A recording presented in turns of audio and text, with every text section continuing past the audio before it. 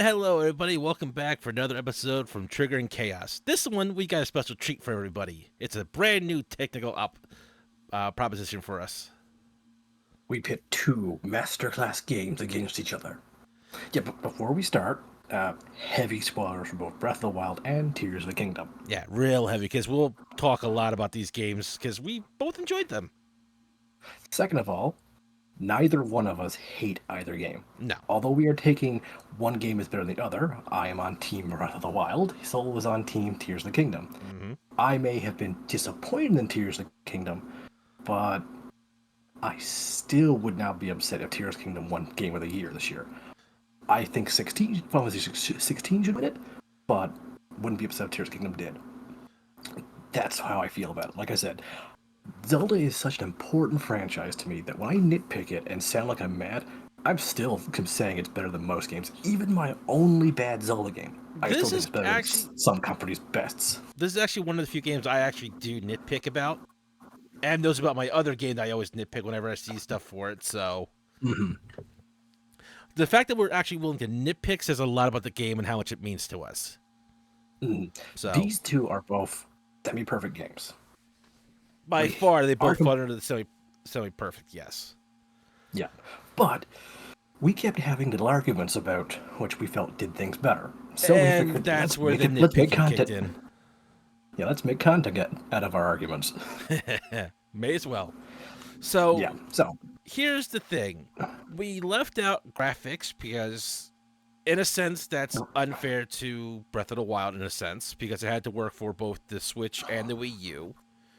Yes, slightly unfair. Slightly unfair. Oh, it's still a beautiful game, but I felt that because it had to try and work with the newer hardware and the older hardware, that does lead to a lot of clipping issues, draw distance issues, and in my opinion, that's unfair to try and compare the two games. Yeah, and even then, the upgrades Tears of the Kingdom have are so minuscule, most players don't even notice it. Mm-hmm. The other thing that we're leaving out in this comparison is the music. Yeah, both are going for an ambiance, lack of music at times. There are some good songs in both.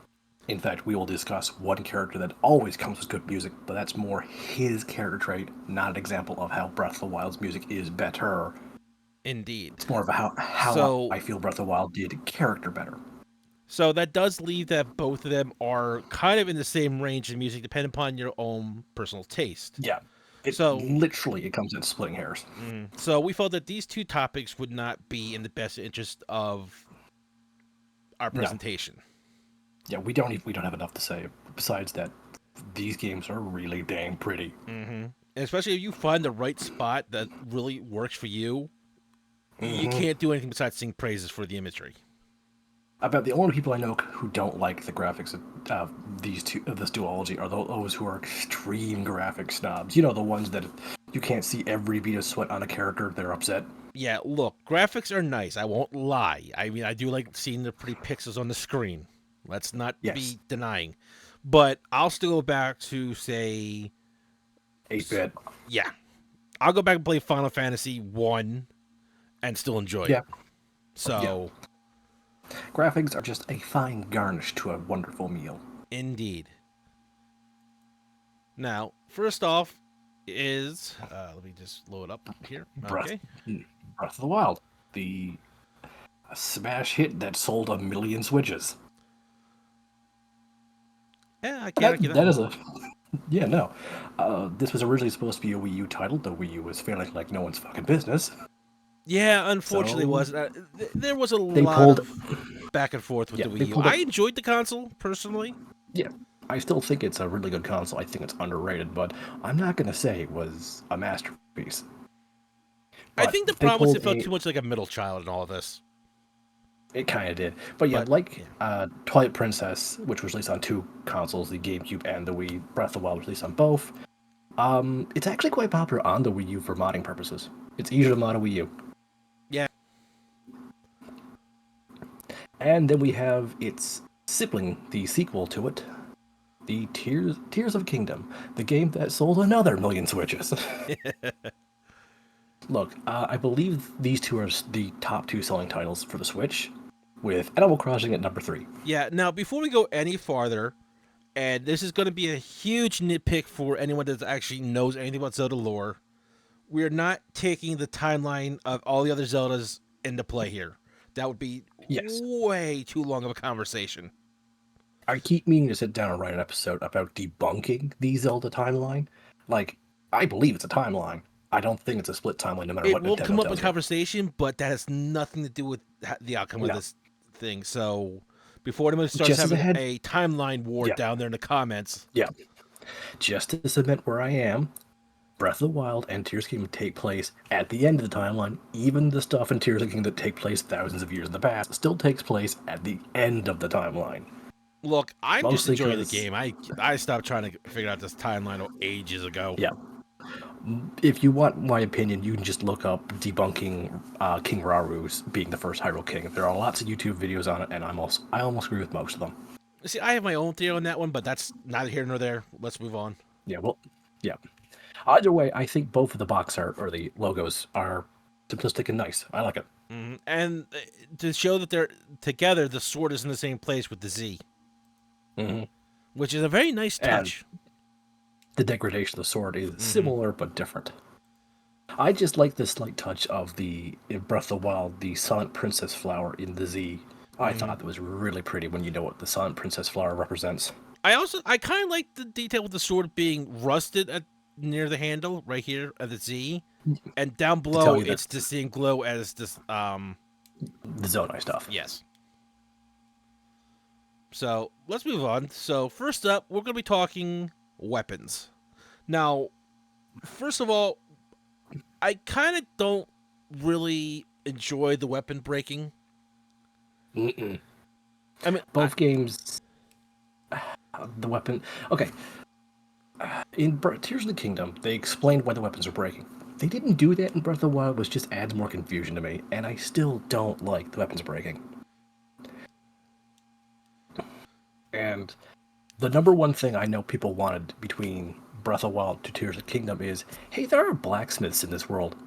Can we hire them? No, they're just set dressing. Okay. yeah, there's a couple of confusing things. Yeah, I mean, I guess honestly, the reason why they introduced us in Tears of the Kingdom was to explain why the blacksmiths can't fix this shit. yeah, but I still would go to them to buy a new sword. Because I'm the kind of player that once I get comfortable with the type of weapon, I just want dozens of copies of it. Same. But That's why I went hunting for one monster in particular. that's fair. I went spelunking through Hyrule Castle for weapons in both games. So, this is what was that? You said it was the This, this is the smash render of Breath of the Wild Link using the Ancient Bow and Ancient Arrow, which is two of my favorites from Breath of the Wild that did not carry over to Tears. Now, technically, the Ancient Arrow is just an ancient sword slapped dashed onto an arrow, so it's using the fuse technique before the fuse technique existed.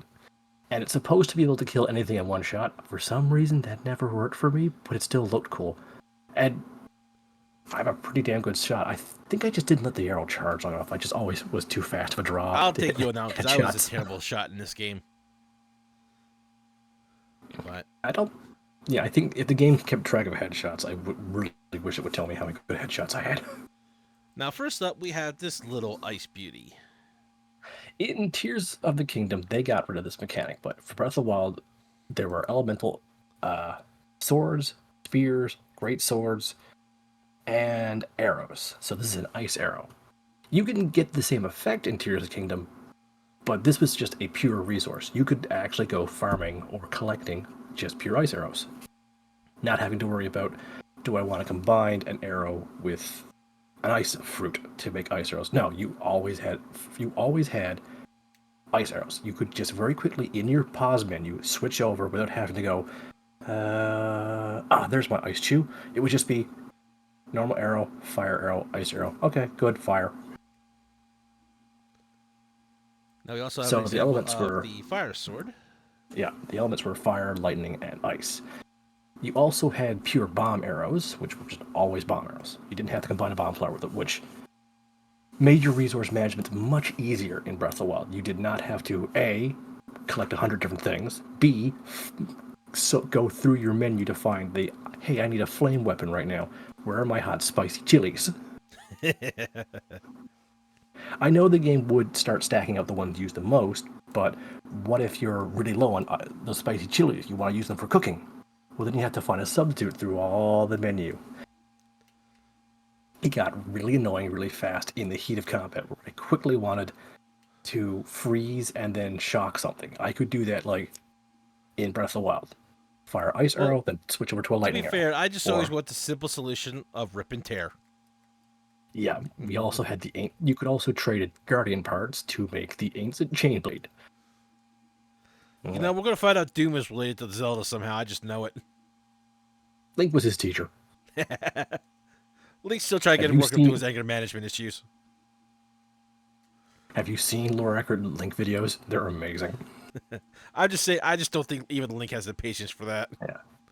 But yeah, we have a comparison of the Sheikah ancient technology and the Zonai weapons. I'm sorry, the Sheikah weapons win out. They're beam weapons. To be fair, I agree. And yeah, let's see Obi-Wan Kenobi walk up with that to fight Darth Vader. Okay, so in paper, fusion is a lot of fun to me. Yeah, it's a good idea. It just always looks like you stuck a rock on a stick. This is early game and so less late game, but really early game. This is what you're gonna be working with. Yeah, random doodads stick a rock on the end of it. Now, to be fair, making a stick with a rock on it to bash into caverns or everything, that kind of makes sense. I can work with that. Having a Not really, because I keep thinking the stick would break long before the rock would be an effective hammer. Here's the thing. This is one of the times my suspension of disbelief just stops and goes, no, okay, well, this looks the magic wand and putting whatever element like ruby or whatever to make the magic fire scepter or whatever element. Okay, I can that work with works for that me. one. I can work with that. Sometimes with small stones, you could make a flint axe. I can work with that. But when you just, well, you can see a sword in the stone. I keep thinking the sword's going to shatter because that's not how a hammer would work.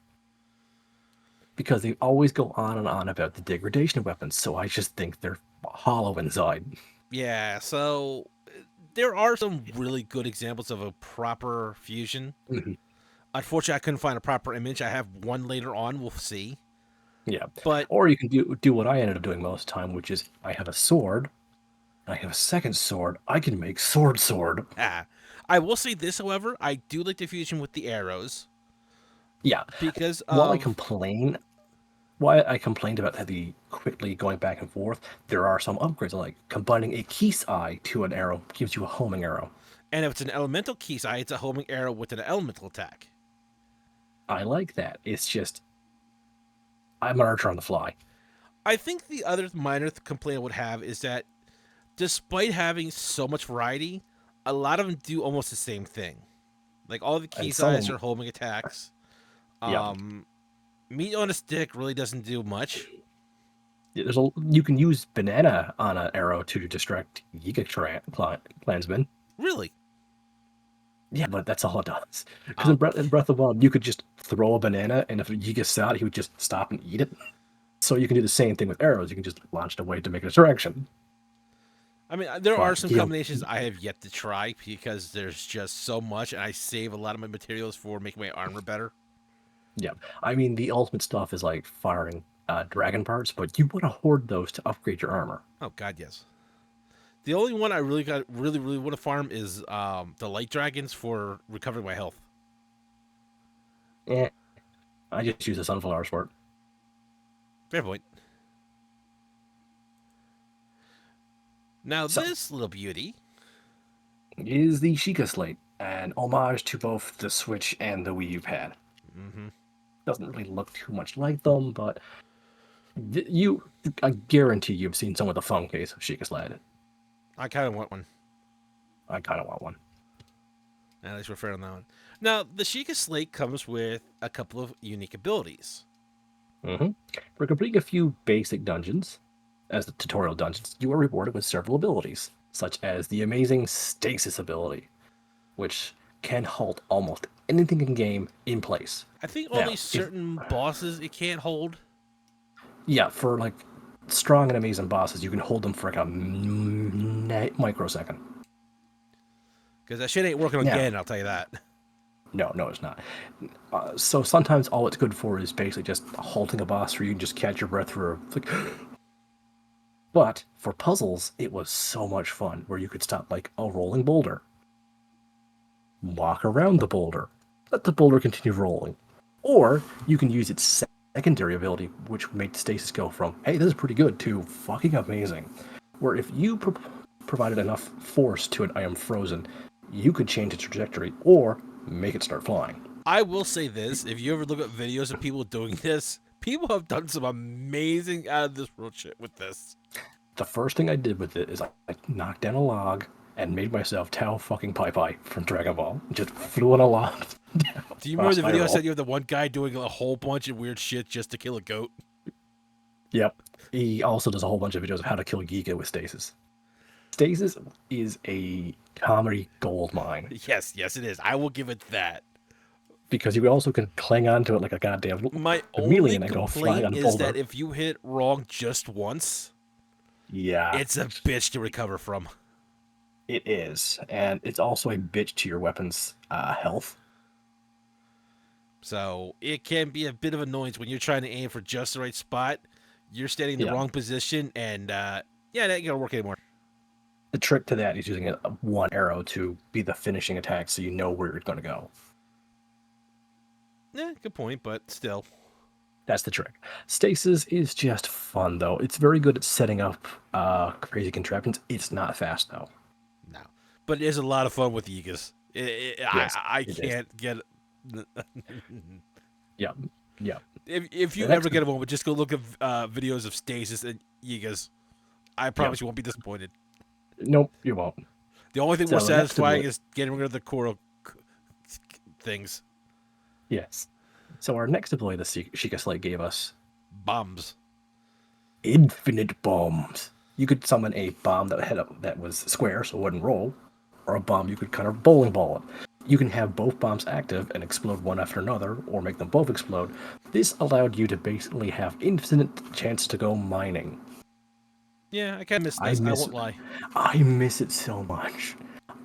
I having to do mining in Tears of the Kingdom without bombs or just being able to glide over someone and just poop bombs on them for infinite. I think that's kind of Yes, the reason why they took that out because it's kind of abusable. we abuse the crap out of it. We have no one to blame but ourselves, I feel.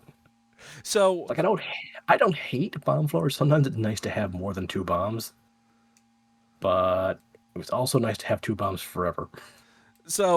I can't say I disagree with them taking it out. I But kind of understand the why. we will mourn your loss though, bombs. Indeed. Goodbye, remote bombs. Because the best part about remote bombs was you decided when they explode. Mm-hmm. Bomb flowers, you had a timer. So, yes, there were many times where I'd set bombs down. Hey, monsters, I'm over here. Run, run, run, run, run. Look, let's be Explode, they'd fair. fly off a cliff. A lot of the sword challenges were done because of bombs. Yes. But let's move on. To our next ability, Cryonis, where you could make a block of ice form on any water, even when it should flow down. Or make it or break any ice, pretty much. Mhm. Which was really useful for the Water Temple boss. It was. It was useful for the Divine Beast of Water, and it also was really useful for fishing up underwater treasure. Climbing some things you shouldn't be able to climb. This is the one where it's a sleeper hit, in my opinion. When it's useful, oh my god, is it useful? But if you're nowhere near water, and you It can't do anything doesn't do with it. anything, so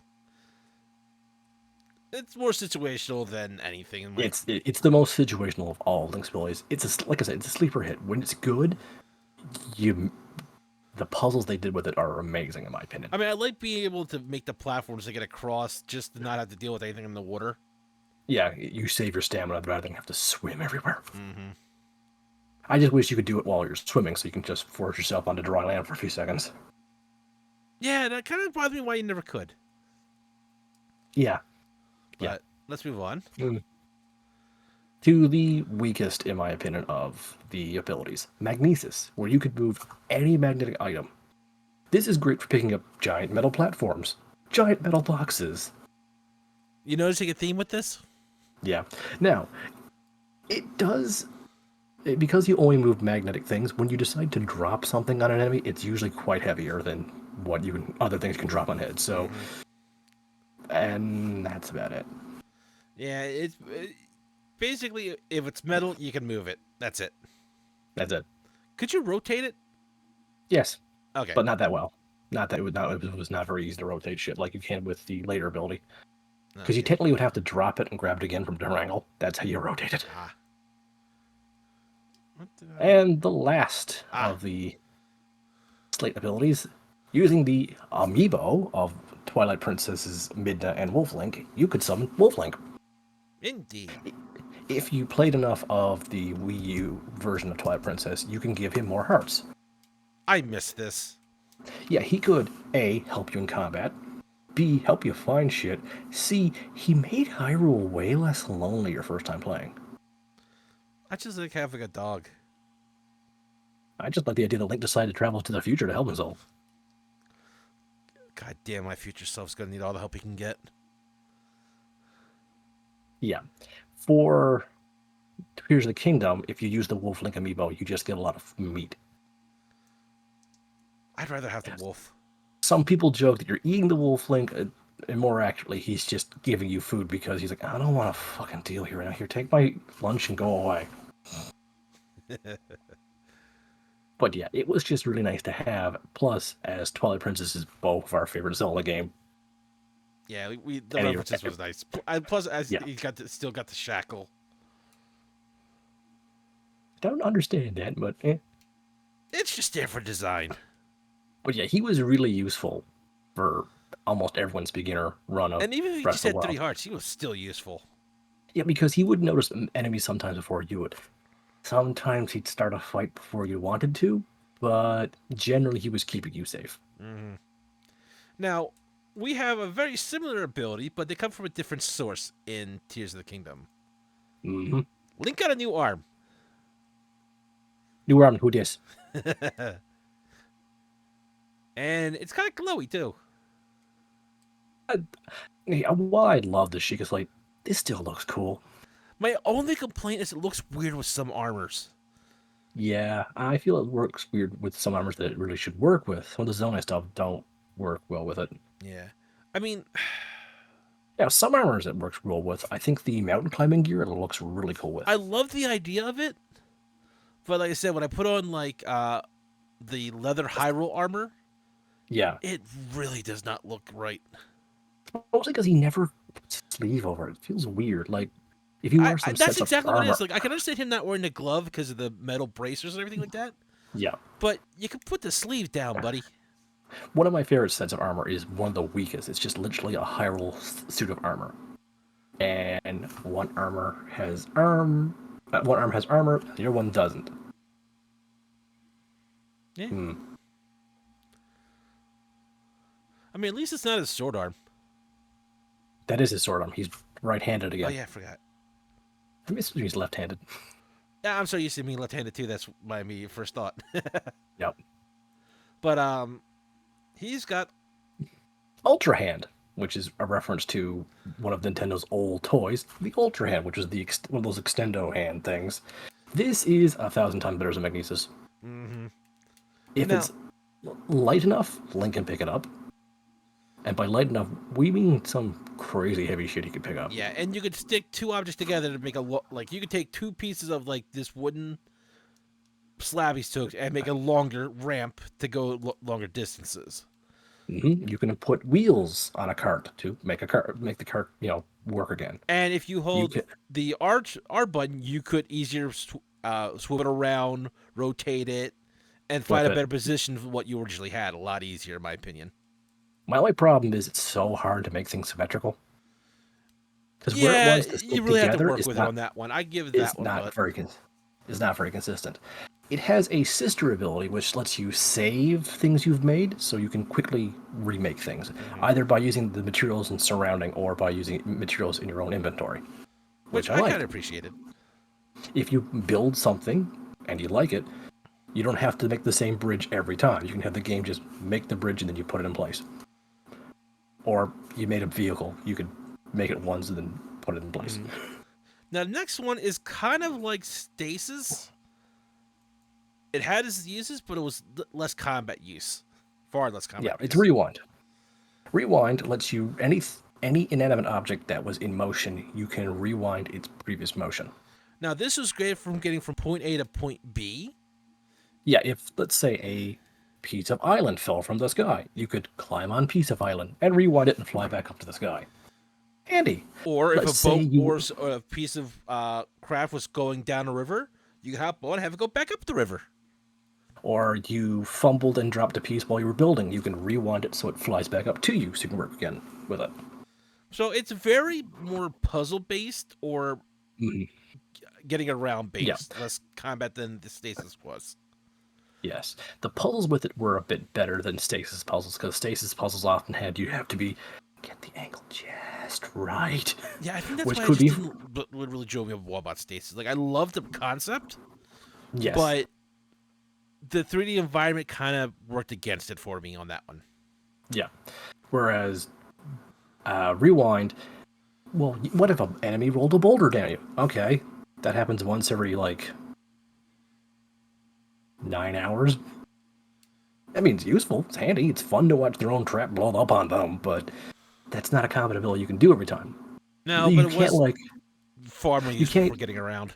yeah you can't like rewind an arrow to go back because if that mechanic did work, it would just fly backwards. Handle they would just grab it and fire it again. Like, oh hey, thanks, you reloaded for me. Plus, the accuracy But you would need for that would be insane. yes, but there are a few mechanics I found a lot more fun with it, and you can use it to fix mistakes in puzzles. It was much more of a oops, redo. Yeah, so it was kind of it didn't have as This much is fun play as Stasis. stasis. No, I mean, I and can't is make it smack the Eagle across the battlefield. no, because that's way too much setup. But when you could use it, it was fun. Hmm. It's kind of like the ice one in first one. It's very Yeah, yeah, situational, but when it was there, it was superb. yeah. I can agree with that completely. Next up, we have Fusion. This lets you take several types of items and combine them. This is one of the better examples of taking a shield and combining it with a two-handed weapon to make a shield and weapon Yeah, to because one block of and the attack with. flaws in the first game, in my opinion, is that you couldn't block one dual wielding, or not dual Yeah, you could. wielding a two-handed weapon. Now that made sense for like a spear or like a tomahawk axe, but with the great swords, no, you could block with a great sword. Mm. Now, the only problem I have here is the shield is way too high up. Yeah, I find the shield two-handed weapon fusion is best with spears because, well, there's more room on a spear for a shield to go. Hmm. Plus, the shield went right where his hands were, so he could easier maneuver that shield around the block with. Hmm. But this is where my suspension of disbelief works. It's not how I would attach the shield, but It's at yeah, least it getting the still basic works. idea across. You still have a long pointy part. Yeah. So then we have Now, our there's modes of transportation. one other ability Ultra Hand has, the hand has we didn't show, which is the jump up through things. Oh, I forgot about that. That's my bad. Yeah, here's the thing, I always forget about too. Yeah, it's really one that really skips your mind because that's very, very situational. Yeah, there's so many times where you think you can use it and you can't. But essentially, this is one of the things Nintendo is trying to trademark or copyright protect. But Link could, if he's under a platform, jump up through the platform and come up on top. But the platform needs to be A, flat, B, close enough, C, not too close.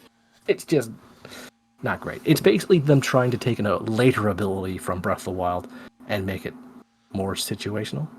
Yeah, because It's a downgrade of Rivali's Gale because Rivali's Gale worked anywhere except for shrines, which makes sense. hmm. But we have our transportation now. Here is Epona. Now Epona can appears in both games. She is only found if you use the certain Link amiibos. For But she's automatically one of the best horses in the game. hmm She has, I think, four stat hearts in every stat. 4 stamina, yeah, 4 stars and everything, yeah. There are Okay, some things with 5 stars, but nothing has 5 stars in more than one category, I believe. right. So basically, she's literally the most balanced, stacked out horse you can get. Yeah, I think the best you can find in the wild are 3 stars and everything. Then we have The absurd unicorn motorcycle. which I'm sad This we was didn't get the only wolf yeah, cycle. yeah, yeah. This is the ultimate reward for doing the second DLC in Breath of the Wild. And I'm sorry, Tears of the Kingdom, no bike, no car, no airship I build in that game will ever match the handling, the speed, and just the raw coolness of the Master Cycle. Look, I would agree with you if it's the wolf cycle, but Even if it's the unicorn, I think the unicorn is better because it never degrades. Like anything you build in Tears of the Kingdom will eventually fall apart. All this takes is, hey, you're running low on fuel. Just shove some apples in there. Shove some monster guts in there. Fuel's back. Drive off. It's also insanely good for combat because it turns on a goddamn dime. I'll still give points for design. I won't Yeah, argue that. this is Link's Divine Beast. This is what the Sheikah decided to give their ultimate champion, and honestly, it feels like the perfect post-game reward, in my opinion. I am heartbroken that it did not come over to Tears of the Kingdom. I still, for like, you know what? I feel like going for a little bit of fun. I'll boot in Breath of the Wild, and just drive around Hyrule on this bike. My God, that's like me and Elden Ring and my horse just go exploring. Yeah, that is it. And the best part about it is, horses you need to always be nearby if you want to whistle to them, or make them wear special teleporting armor, which wasn't in Tears of the Kingdom, or go to a stable and say, "Hey, I lost my horse. Can you find it?" But the Master Cycle, you can summon it anytime after you win it. To be As fair, I've long as lost my horse a lot of times. To be fair, I have done insane ramps off my bike and then paraglide away. Like, well, I hope that didn't hurt anybody. Like Land, summon resummons bike it, again. there's a guy just on the end of it is like, you have some explaining to do, Link. No, I don't. Backslide drives off. But so This Tears is of the the. Kingdom, We've been saying let you create your own rides. yeah. And I will give full credit for Nintendo for letting people work with their imagination on this one.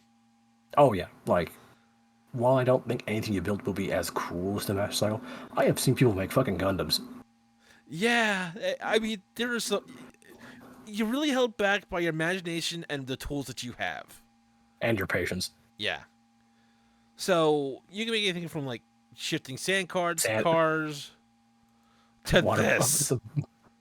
Oh yeah, I've seen that. Uh, Who wants a cruise liner? Like does. the funny thing is, like, this serves no in-game practicality as far as I can tell. But No. I won't deny that this is freaking amazing. And if you built this, bravo. I'm wondering where you got all the parts for it though. I just, I'm actually curious what the cost of your supplies would be to make that without the parts. Oh It god, would be like probably astronomical. hits the infant symbol. But I'm just saying, like, this is, like I said, it has no practicality in game, but it's Nintendo letting you have fun with it. Yeah. So, I will bitch and moan about not having my precious motorcycle back, but I will not complain about people's ingenuity. The crazy shit, like week one, people were figuring out how to make ambulatory legs. Now we've got yachts, flying machines, could you imagine Gundams. this was multiplayer and you could do shit like this? People are already trying to mod that, and it's not working. But yes, I can imagine that. The number one thing is people go, "Oh, Breath of the Wild stole from Dark Souls," and people are now like, "Oh, Tears of the Kingdom stole from Minecraft." No, they didn't. They took a similar idea and Nintendo-fied it. Yeah, I mean, this is just like this is just the start of or I should say, tip of the iceberg with the shit you can build. This is one of the things I always like to show to people. People are like, "Oh, you can't be creative with a controller. You need a keyboard and mouse to build cool things." Yeah. No, you just need a system that can work with it. And Like patience. the problem Patience is is the that a key to lot of anything. this first start stuff was intended for keyboard and mouse, but that's how the engine was built. That's not how Tears of the Kingdom was built, though. They No, decided to Breath of the Wild was work. built with a system that was made to work with the controller. That's the Yep. difference. Yep. And And people build like X Wings from Star oh yeah, Wars. working X-wings Yeah, they fly and everything, and the wings open. probably probably handle like a goddamn dump truck in the air, but that's not the point. As Em said, they have made actual Gundams.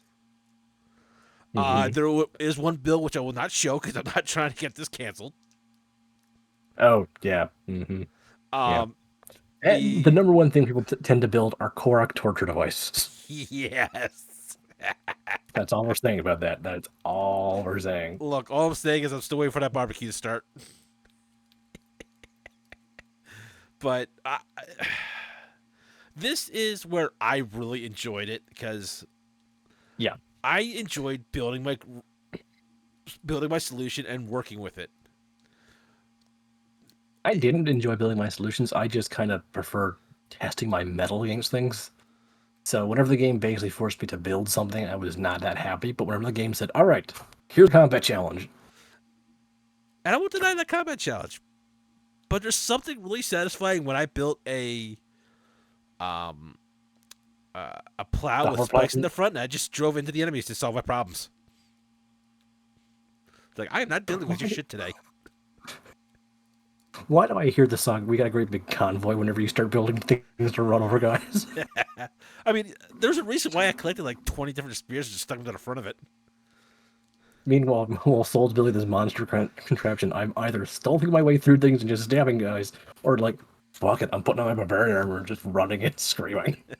And everything that tries to run away just gets run over. See, that sounds fun for co-op. Like, I need to build a solution. Don't worry, I'll distract them. Whee!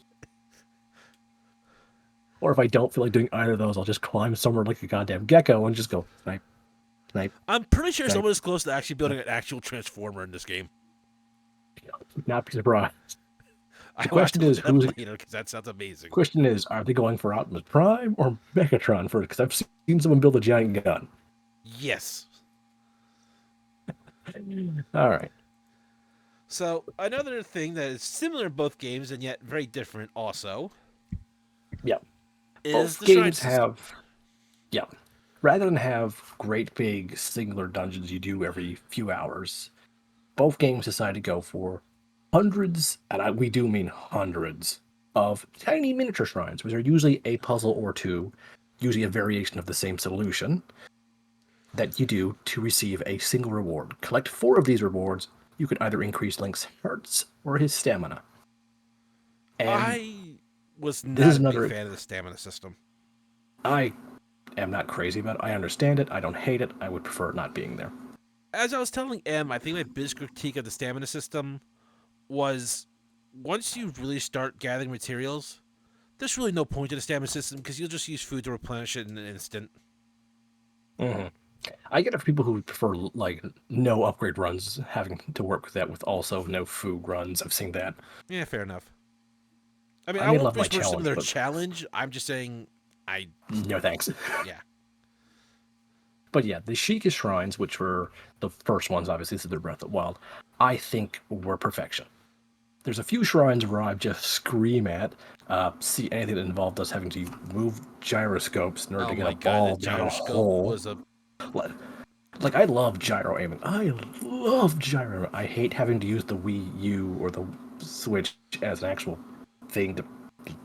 Hang on. Going down the. No, went down the wrong hole. mostly because I felt like when I Yeah, leaned that's. one way, it leaned the wrong way because of where everything was supposed to be lining up with. Yeah, you have to reset yourself constantly. Not a lot of fun. But when it came to things like using cryonis to redirect water to cause water to flow a certain way so you push the right kind of puzzle, or using cryonis to change paddles so that they're pushed up so the ball won't roll down a certain way. Mm. Those were fun. Uh, some good uses of magnesis, but the Sheikah shrines have this blue glow to them and a soft, gentle music that makes me think better. It's a thinking song. If I need to think about a solution to some things, sometimes I'll put it on. Like if I'm at work and numbers aren't matching up, I will put on the Sheikah Shrine music to help myself focus. It's my study music. Fair enough. And I just think the Sheikah architecture is beautiful. They have a very constellation theme to I it. I will say that I do like I am more of a fan of the Sheikah architecture than I am of the zones. Yeah, the Zonai stuff does not Zonite, work for yeah, me. That's fine. That's not the worst mispronunciation you've done. yeah. But at the end of each Sheikah shrine, you speak to a monk who has been in ritual suicide for thousands and thousands of years, waiting for the hero to come, so they may give the last of their essence to you, so that you may fight the dark beast. Go, chosen hero, you have passed our trial. Go in the name of Goddess Hylia. I'm surprised That's Japan's have fucking. lasted that long. That's yeah, but yeah, that's fucking metal. If you know anything about the Buddhist rituals, suicide, it was a way of reaching true enlightenment. And there are still mummies in throughout Japan, in certain temples that did this. That is dedication. So they have been waiting 10,000 years for you. Now, sometimes more of the puzzle was actually getting into the shrine, Yeah, there's a few that were like that. especially the one with the crazy flower lady, Yes, or the Temple in the Dark. or the one that had you on that island that took away all your gear. That was fun. Yes, it was. My first time there, I died, so I left. Came back with 2 extra hearts, creamed it. Mostly because I had figured out better fighting mechanics by then. Now, this is. These Zonai shrines. Mm-hmm. Now, These are just giant rocks with an interdimensional portal inside. I will admit, the entrance to a Zonai shrine is cooler than the Sheikah shrine. I also give props for having the. You find like the crystals, and you got to bring Yeah, it to the actual spot to open it up, yeah, and and it then it grows grows into an into actual. this, and the portal opens up. So, Yeah, points for showmanship on that one. yeah, the Zonai went on showmanship. All the Sheikah shrines just rose out of the ground. Yeah. Yeah. So, I got to give Consistency props is one thing, for but this for them for yeah, the yeah, showmanship. the, yeah. Also, it is easier to find them. I find with their energy swirl out of them. The Sheikas just had a slight glow to it, There is another reason which why I think the Zonites were easier to find, but I'll get to that in a little bit. mhm, which did make finding the Sheikah shrines slightly more rewarding since you had to work hard to see them. But when you're 90 into out of 130, you kind of just want anything to help you. Yeah, I understand the challenge of finding them, but it shouldn't feel like it's such a arduous, pain in the ass task that have Yeah. I already been to this one? Have I already been to this one? Shit, that's one I was already at. God damn it! And I'm just going to say this reward for finding both all the Sheikah and the Zonai shrines is it's just an outfit that's not very good looking. Hmm. But The Sheikah reward is the Tunic of the Wild. The Zonai reward is a Zonai cosplay. but just like the Shikas, you go and solve a puzzle, and you pretty much get the same reward essentially. Yeah. An option to raise your health or your stamina. Yeah, once you collect 4 of these, you can now upgrade yourself. Well, in the case of the Zonai, it's not upgrade yourself, it's restore yourself. You're essentially getting back what the Sheikah gave you, you Mm. lost due to something in the story. But the thing is, you're getting it from the guy who gave you his right arm. For he made 130 plus temples and then imbued them with his power. No one knows why he did this, or why that when you walk in with his arm, the shrine goes, we should test you. Because you're basically just reclaiming his power. If you're the rightful hero, please raise your right arm. That is not your Hello. right arm. God damn it. Hang on, let me go. Is this my right arm? I'm just saying, that But would yeah, just be a dick move. yeah. But the problem I have with the Zonai shrines really is the music hurts my head. It gives me a headache. I couldn't stand it. And the other problem I have is the Sheikah puzzles usually have one solution, Maybe and two. maybe two or three ways you can cheese it if you're really clever. And usually a fourth way which you could just glitch and break the game, which I don't count those.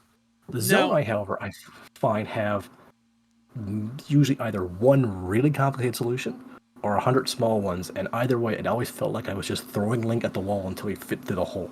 While the Sheikah Yeah. shrines, I felt like I just sat there thinking, if I move that there, that should balance Now that wasn't there. all of the Zonite temples or shrines, I should say. No. There were a few good, Oh, clever ones, and some that, oh while yeah. still needed some thought, was rewarding. Yeah. The But problem the I vast felt was majority. is that because of how well you could build things, and then you had the ability to, after you unlocked it, recreate your creations, Yeah. it got a Now, little messy in the temples or shrines. yeah, they did try and prevent you from doing that in shrines, but at the same time, you still could cheese your way through things like that, and sometimes it wasn't fun. Now, not only did they both have a get to the shrine is the shrine challenge itself, they both have combat shrine challenges. The Sheikah ones felt more like combat tutorials, where not necessary, but by doing these, you're understanding the game mechanics. The Zonai ones felt more lines of, okay, here's a stick and 4 enemies. Have fun. Because they often would take away your materials. Mm-hmm. Whereas the Sheikah ones, you'd walk in with whatever you had and have to fight an enemy. So I You could kind of, defeat the enemy and take their weapons. yeah, I That was kind of go fun. back and forth on those. I never find I find the your naked challenges was fun once or twice, but having almost all the combat ones being here you go, have a shield, have a stick, and have a long stick. Have fun with 5 enemies. They got old fast. Whereas the Sheikah ones were usually you walk in, a robot rises from the ground, and depending on its challenge level, you'll see how many weapons it has. If you come into like a super advanced one at level 4, you've got like a wooden sword, wooden shield, rises up, it's got like 5 beam swords. Hello there. You know to turn around and come back later. Well, I There's something there's something satisfying about finding your first advanced Sheikah test shrine, being unprepared, coming back a few hours later in the game with better gear, better armor, and more hearts, and go, all right, round 2, motherfucker. I just think I kind of felt a little weird with the Sheikah ones when you found it later on, and it was actually an early There tutorial is, one, and you're like, I'm gonna break this in like one swing. yeah, there are a few training Zona ones saying, to defeat this challenge, only headshot. I'm like, okay, I've mastered headshots hours ago. Or later on, you come up with one with to defeat this challenge, be undetected. Okay, I'll just use headshots. No, we mean only do sneak attacks. But shooting them in the head with them seeing them is still a sneak attack. No, sneak up behind them and poke their butt. Are you With just the having a Zonai, kink moment right now? yeah, that's what the Zonai shrines felt like when they had a tutorial. The Sheikah ones were, hey, we want you to master dodging, but if you just use block and win anyway, you still won. Not what we wanted, but you won.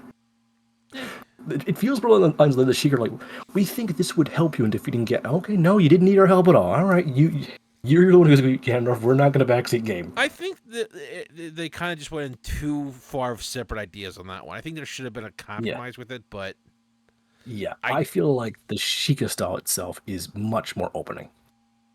Yes, while there are more puzzles that only have one solution, you, the player, usually end up feeling smart for figuring out that solution. That's the puzzles. Way you have to write puzzles in game is you have to let the person feel they figured it out, not that there's only one solution.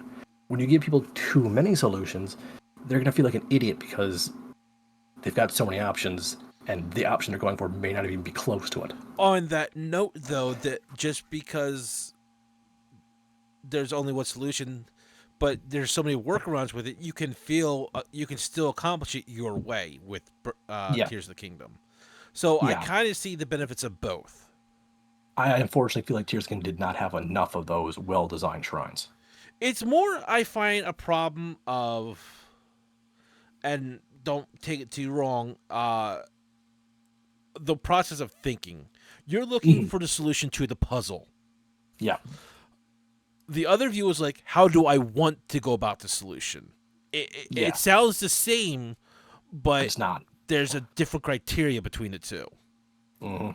One is thinking how the puzzle was supposed to be solved, like block this with uh, the ice I ability, s- yeah, and it flows this way. Another one would be like in Tears of the Kingdom. Uh, do I want to build a bridge to get across? Do I want to use a hovercraft? Do I want to use the sand sled? Um, will this yeah, solution work better? Or like this, when you just connect that ball to that block, you make that bridge stand up. yep. The open variety, it changes your view of thinking, and some people for a Zelda game that may not be what they're looking for. No, because a lot of the Zonai shrines limited what you could build with, they were trying to eat their cake and have it too, but unfortunately they were only eating their cake. Yeah, people do a lot of strange stuff in games. Yeah. Now, I don't say, hey, let us bring in all of our abilities for these shrines.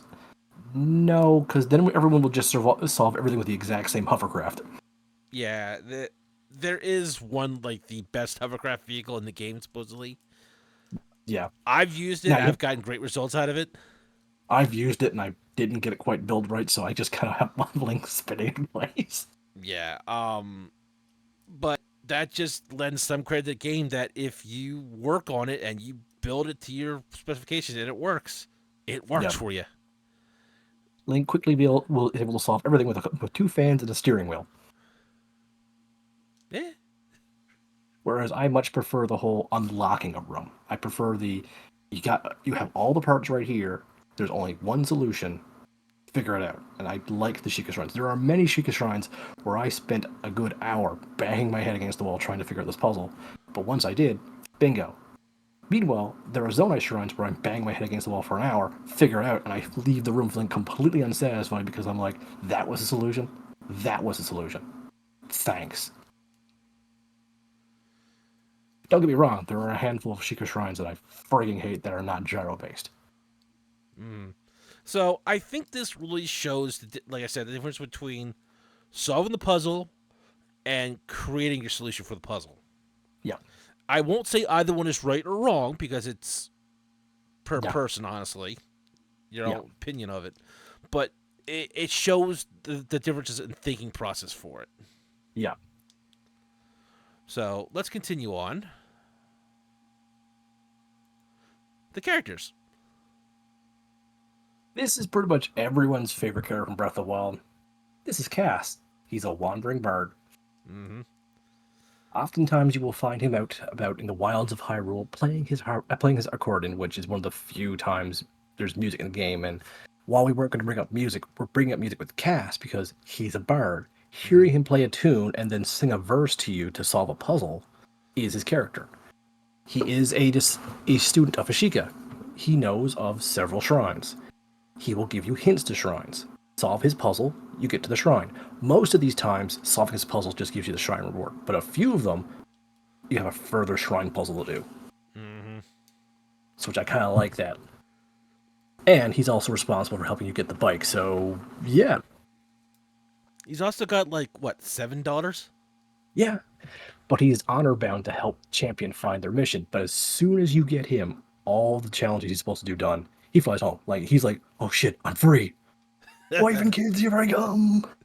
And then you see him teaching his daughters to sing and do music, and he's so happy to be home.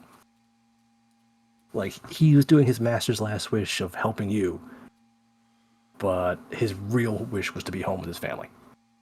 Yeah. Unfortunately, he's nowhere in Tears of the Kingdom. At least not that we found yet. No, he literally is not in Tears of the Kingdom. Okay. I His old was one of his old hiding spots is in Tears of the Kingdom, but even the book he left her is gone. okay. The guy who helps you with the journalism storylines goes to his hideout after the end of the game and is like, "Well, he's not here, but no, what am I supposed to do?" But Cass himself is. A lot of people say that while they were wandering through the wilderness and they heard him playing his theme, made them feel less lonely. Because oftentimes you would find him nowhere near civilization. Sometimes he would be near civilization, so you'd be like coming towards a stable and you hear his harp, you hear his accordion go, "Cass is here." He's just nice. He's a friendly guy, and he's one of the few people who figure out that Link is the champion. Well, it has been like what 100 years of sleep. Yeah, but other people you freaking rescue are like, thanks, stranger. Meanwhile, Cass sees you solve 2 shrine puzzles and go, this is gonna make my life a lot easier now. I might be able to see my kids before they graduate. Because they're birds, I'm pretty sure all of his daughters hatched at once. And I But think his daughters are actually part of a different shrine quest too. yeah, fair enough. They're already helping Daddy. Let's move on a But yeah, little bit. Cass, we have this Zelda. One of my favorite Honestly, one of Zeldas. the best. Yeah, honestly, one of the best Zeldas in Look, the I'll die on my franchise. look. I'm gonna die on the hill. I'm gonna say it right now. It looks better with long hair. I don't mind her short hair, but it's her choice. Yeah, it's her choice. I'm just saying. I just think she look better with long hair. I just like her explorer outfit. I like It's the fact regal that but this one practical. actually does things. Yeah, she's one of the more inquisitive Zeldas, one of the smarter ones, and just generally does not want to be babied. She can't fight to save her life, though. But who needs to fight when you have Link's a bodyguard? Fair argument. Yep. I mean, she has a very simple but elegant outfit right here. It's not Mm-hmm. um I would say like a commoner's outfit, but it's not something to No, see in a castle for a ball or anything like that. he's also one of the most stubborn and determined Zeldas of the entire franchise. In Breath of the Wild, for 100 years, she's basically wrestling with the Calamity again, keeping him bound. His influence is still able to seep out and damage the world, but she's single-handedly stopping the apocalypse for 100 years. And she didn't age In while doing it. Tears of the yeah, in Tears of the Kingdom, she spends several thousand years as a dragon to help you. Her pure determination to ensure Link gets the Master Sword back, which is something impossible because as a dragon, she's supposed to have no mind or heart. Yeah. But she is determined to get you that sword, and then she does something crazier in that she's done her task. She doesn't need to do anything anymore. She comes and rescues your butt for one of the most spectacular but easy final bosses in the franchise. Yeah. Side note, just a reference: the final end boss fights for both games are piss easy. They're more cutscenes with player input, in my opinion. Yeah. But Still spectacular. the only Zelda I like really more than her is Twilight Princess Zelda. Actually, because Twilight Ye- Princess has shown the ability to actually fight. yes, and also the ability to, oh, fighting's gonna make things worse. I'm going to surrender to save the world. I still think the worst Zelda is Skyward Sword. Manic Pixie Dream Girl. Good thing. But Anyway, now we have this mysterious stranger. when Link wakes up at the start of Breath of the Wild, a kindly old man teaches him the ways of the wild, how to cook and survive, and, I think it's Santa you Claus. know, how to figure out these Sheikah shrines. And, if you solve several Sheikah shrines, I'll give you my paraglider so you may leave Tutorial Land. I mean, the Great Plateau. Are you Santa? No. But I am magical. And then we got this guy, no relation to the other guy whatsoever. The final king of Hyrule, who has waited 100 years for his chosen knight to return to save his daughter. Yeah, okay, let's put it this way. At the start of the kingdom, when he was in charge, he was a dick.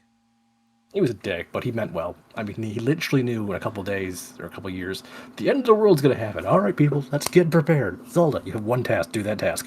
You're not doing that task. Do that task. Why aren't you doing that task? Do that task. It's very important. Do that task.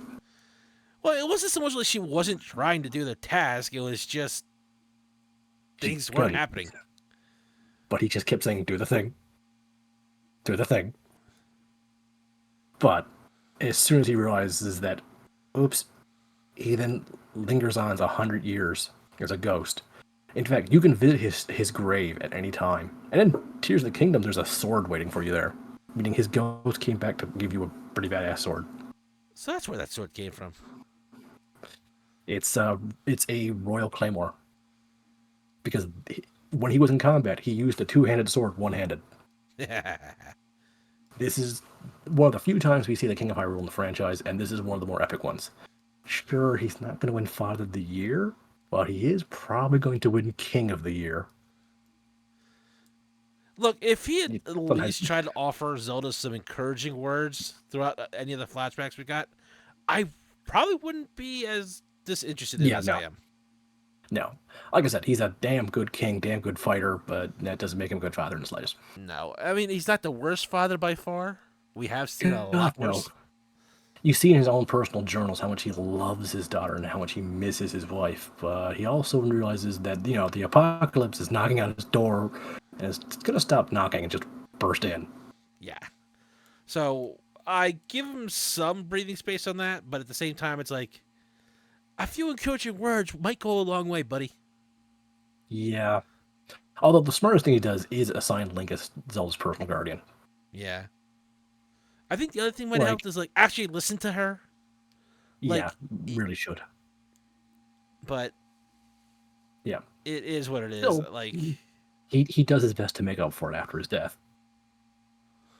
I'll give it to him on that one. Yep. So next we got this fun guy. Daruk, champion of the Gorons. 100 years ago, he was chosen to pilot the divine beast of the Gorons to fight. Oh, shit, Ganondorf had a plan to fight him. Yeah, to be fair though, I do love this guy. He's just full of smiles. Daruk is pure Goron condensed into awesomeness. Most Gorons you meet are usually very friendly. He feels like the dad of the champions. He comes in with a big hug, a good dad joke, and just wants to cheer everybody up. Like, well, Zelda's dad is not encouraging. This man is all encouragement. Mm-hmm. Plus, he's He got a nice also, mustache. yeah, and using a two-handed weapon, one-handed, always a bonus point. Plus, the guy's built like a boulder, literally. Oh, and then he can project an energy barrier that can reflect attacks. Mm-hmm. Dude can handle shit, and the cutscenes you see him, he's pretty nice. Yeah, He's a delight to have around. yeah, and he considers Link a brother and really looks out for the guy. Like, He considers even the jerk of a group of brother and still looks out for him. mm-hmm. And when he needs to, he'll lower his giant booming voice and talk humbly to people because he doesn't want to intimidate people. And like I said, the guy Although is usually always trying to smile and lift up spirits. although he's always looking forward to a fight to prove how tough the Gorons are. Gotta love him. Oh yeah, Daruk is one of the best. Next, we have. Gentle Princess Mifa of the Zoras, and childhood friend to Link and Zelda, Mm-hmm. with a crush on Link. Yep. Now, she is the gentle member of the group. She has healing magics, really powerful healing magics, And a spear. but she is deadly with that trident. She is graceful in the water, zips up waterfalls, and then just skewers monsters that get in her path. She is an example of walk silently but carry a big stick. And She she is is, clearly a Zord design, but she's still got some slight differences on her. yeah, The first one is the and color, because usually a lot of Zords were always blue. with white or white with blue, Yeah. depending on the game. But they made her royal red, and she is a delight. Yeah. I mean, she's so sweet. Sometimes I'm like, should Link go with the fish lady or the princess that is his own species? Why not both? Yeah, why not both? But she honestly has the most beginner-friendly power. That see, when you complete the 4 dungeons or the 4 divine beasts in Breath of the Wild, you get their abilities. Daruk gives you an energy shield, so anytime you block, you have 3 times you can reflect shit. Mifa gives you if you die, you regen with more health. That is the most beginner-friendly. I always recommend people who are struggling with combat to get her power first. Mm-hmm. And the royal blue sash is a very nice touch to accentuate her color. Yeah, all the champions are given a blue sash or a blue tunic Mm-hmm. to I show mean, they're a group. Daruk, you can see his. Give me a second. Yeah, he's But I think because of her red tone, yeah, it it does stand out accentuates it more. a lot better, in my opinion. Hmm. Also, I just think it's a nice way she decided to wear her sash. Yeah, I can agree with that. Now, the next champion, Rivali, the jerk.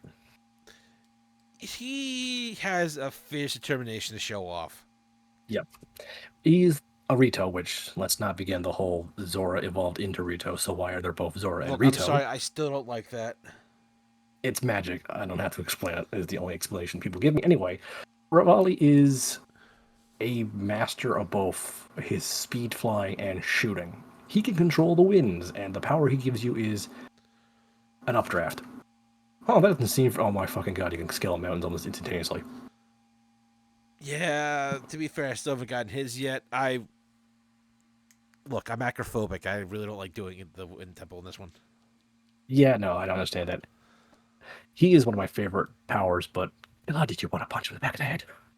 Yeah, he's arrogant. He has tendency to oftentimes look down on everybody else in the group. Yep, because they can't fly. I own the skies. That's nice, You can have but this, in guys. Leave me combat, on the goddamn ground. he is a master archer, so he can back up his smugness. Well, at least he could back up. Unlike a lot of times, the people, the arrogant ones, can't. Yeah. Now So Link keeps showing him up, it's which fun pisses breaking him his off. spirit on that sometimes. He thinks he should have the Master Sword because he is the greatest fighter, but that's not how the Master Sword works. Even if he was the greatest fighter, that's not how the Master Sword works. Number one, he's not the greatest fighter. He's the greatest shooter, but that doesn't make you the best fighter. No, no. But to Number be fair, in two, Rito cult, you're go ahead. too arrogant. In Rito culture, they pretty much primarily only use archery, so he is the best fighter in his small neck of the woods. Mm-hmm. But But moving honestly, on. honestly, the next one is probably the best fighter of the group, Urbosa. Urbosa, chiefess of the Gurus, and master of lightning, Why I like her. and, Soul's Dami Mommy. I mean, you can't see it from this image, but you can grate meat on those abs. Damn right. Yep, she is basically a second mother to Zelda, and the mother of the team. Mm-hmm. She has gentle, kind words, but do not piss her off. God, now just see her and Daruk going off together. I mean, they do seem to get along quite fine, And she but does have another friendly user ability, which is very simple to use. yep. She adds Um, lightning strikes to your spin slash. yep. You make a giant dome of lightning around yourself. Everything inside either dies or gets electrocuted and cannot move for a few seconds, so you can finish them off. Yeah. So good. And she does a lot of good combat and really high heals. Yep. You cannot tell me there's no combat heals. And considering she lives in the desert, and have you ever have you walked in sand recently, Soul? Could you imagine walking in sand at heels? No, no, I cannot because that'd be disastrous. Yeah, no. I'm pretty sure she's doing that to give the monsters a fair chance. But she, Yeah. The like Daruk, she's not as happy as Daruk is, but no. she does look after the group as a whole. Yep, she gives them what they need. Several times she sees Zelda exhausted and lets Zelda rest with her, and giving Link a chance to rest too, because, well, getting past her or Link to get to Zelda does not sound like anything you should try. No, and then you got the rest of the group to back them up. So good luck with that. Yeah. I mean, I could see sneaking past Daruk. He's not the brightest guy. But No, if but he if they catches you straight up sneaking start past, trying to charge through this group, it ain't gonna work out well for them. no. I'm just picturing you sneaking up on Daruk and stabbing him and breaking your knife, and he turns around going, "Oh, hi, Smack. Rush." She, meanwhile, well, she catches you sneaking up on her. She's putting those heels through your throat. Apparently, that's how Soul wants to die. So our next character is in both games. Mm-hmm. Now this is an But interesting one. So she was around when Link was put into stasis, or before Link was put into yes, stasis. yep, She grew old, didn't like it, made a device to reverse her aging. It went a little too far. yeah. She went back to toddlerhood. Reworked her device, and then in Tears of the Kingdom, got back into her teens. Now the entire internet loves her. I mean, She's more my style than Dami Mami. I prefer sassy, smart. Hey, I like her too, so I'm not gonna complain. But yeah, the internet is thirsty for her like no one's fucking business.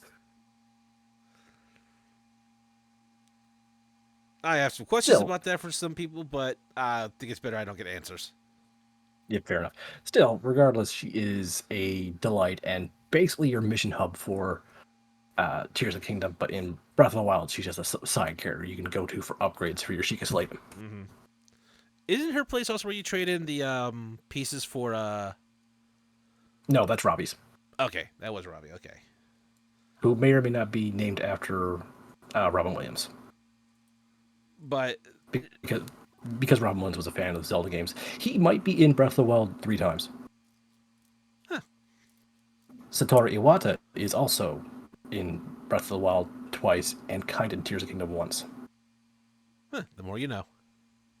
Mm-hmm. But she is a huge researcher also into the The past. Sheikah technology. Yeah. And for Tears of the Kingdom, she is all of a sudden a Zonai expert in a sense.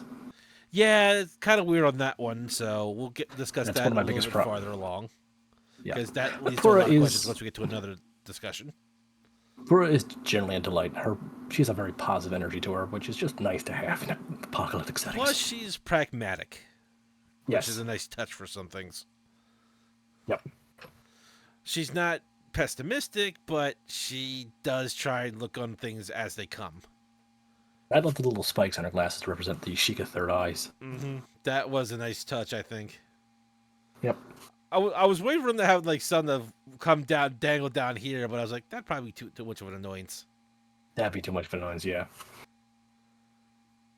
Next, we have. I didn't get these in alphabetical order, but that would have been a cool idea. But this is Would have been. Tuvin. He is a young Rito you meet in the first game, but in the second game, you got an adventure with him, and unlocks the power of the Sage of Wind. Now, I just think this is a really bad idea to fire a bow and arrow. But apparently that's how Rito do it, and he and Rivali proved that, you know what, fuck it, they can do it that way, they can do it that way. But his wind is a little bit different than Well, Rivali's is upwards, his is a forward, so while you're gliding, he can make you go further and faster. which, to be It fair, is, going up is less of a concern in Tears of the yes, Kingdom. still would have liked it, but his forward is probably the most useful of all the Sage abilities in almost all situations. Yeah. Except for when you're gathering items. Plus, Strangle. he is the youngest. Also, he's just really chipper to be around and be helpful. He's not the annoying brat either. He learns his lessons and he is able to back up his boasts, which seems to be a real trait. Mm-hmm. Now we'll discuss another ability that all the helpers have in just a few moments, but let's go through all the helpers first. Yep. This is Prince Mipha's sister, Sidon.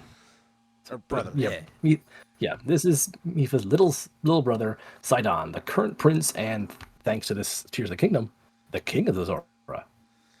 This man is both He a is delight and annoyance to me at the same time. he is a wellspring of positivity. If you In the ever first look up game, on YouTube, he's yeah, look up no one like Sidon. it is That's all you need to know. it is It's exactly a what you wonderful probably think it is. a lovely parody of of Gaston's song for Beauty and the Beast, and it works so well for our fishy friend. In the first game, he does help you avenge his sister, but in the second game, he really helps you. Mm-hmm. And he's And got another, probably the second most useful ability. He makes yeah, I a can water say shield that, around you. which can also become a water energy attack. Mm-hmm. Useful. Uh, in terms of though one of his later abilities, he is probably the best at close range combat, in my opinion. He is the first one I find to rush in to assist you in combat. I had a And different experience, but I think that's just how we went about it differently. yeah, he's also the best at it. I find he actually does the most damage. To be fair, I wasn't paying that much attention as I was just trying to do my own thing, so it could be. I I've watched them fight a few times. Like I decided to sit back and watch the four of them run around like idiots. Their AI is not very good. No, it's not. I think that's only because they don't want you doing that too much. To be fair. Yeah. Now, now I'm on Team Sidon. I freaking love the guy. I wish he was a real friend of mine. And I usually don't like positive people, but his positivity actually works. I don't really have hatred for him. I'm just like, could you tone it down just a little bit? That's fair. That is very fair. Take your energy and bring it down to Daruk level. Yeah, he's definitely not. Daruk is not as positive as this guy is. No, this man is like 3 Daruks shoved into one, and that's insane to me. Yep. Like, I get keeping up the positivity and trying to help your people and all that, but my God, But if you've teeth sparkle any harder, I'm gonna go blind from that before they're looking at the sun. I have gentleman's white teeth. I bought it from Hildebrand. God, please don't let those two ever meet. Oh my god, please let these two meet. They'll Uh, just blind the enemy with their sparkling smile oh my and bringing God, positivity. he should learn the Mandeville dance. Oh my god, yes. But All right, let's move on on to to the the next next one. one. Now, this is another little delightful character. She's a side character all the way, but she's a delight to talk to. I think so too. This is Sidon's fiance, who was only introduced in Tears of the Kingdom. Hmm.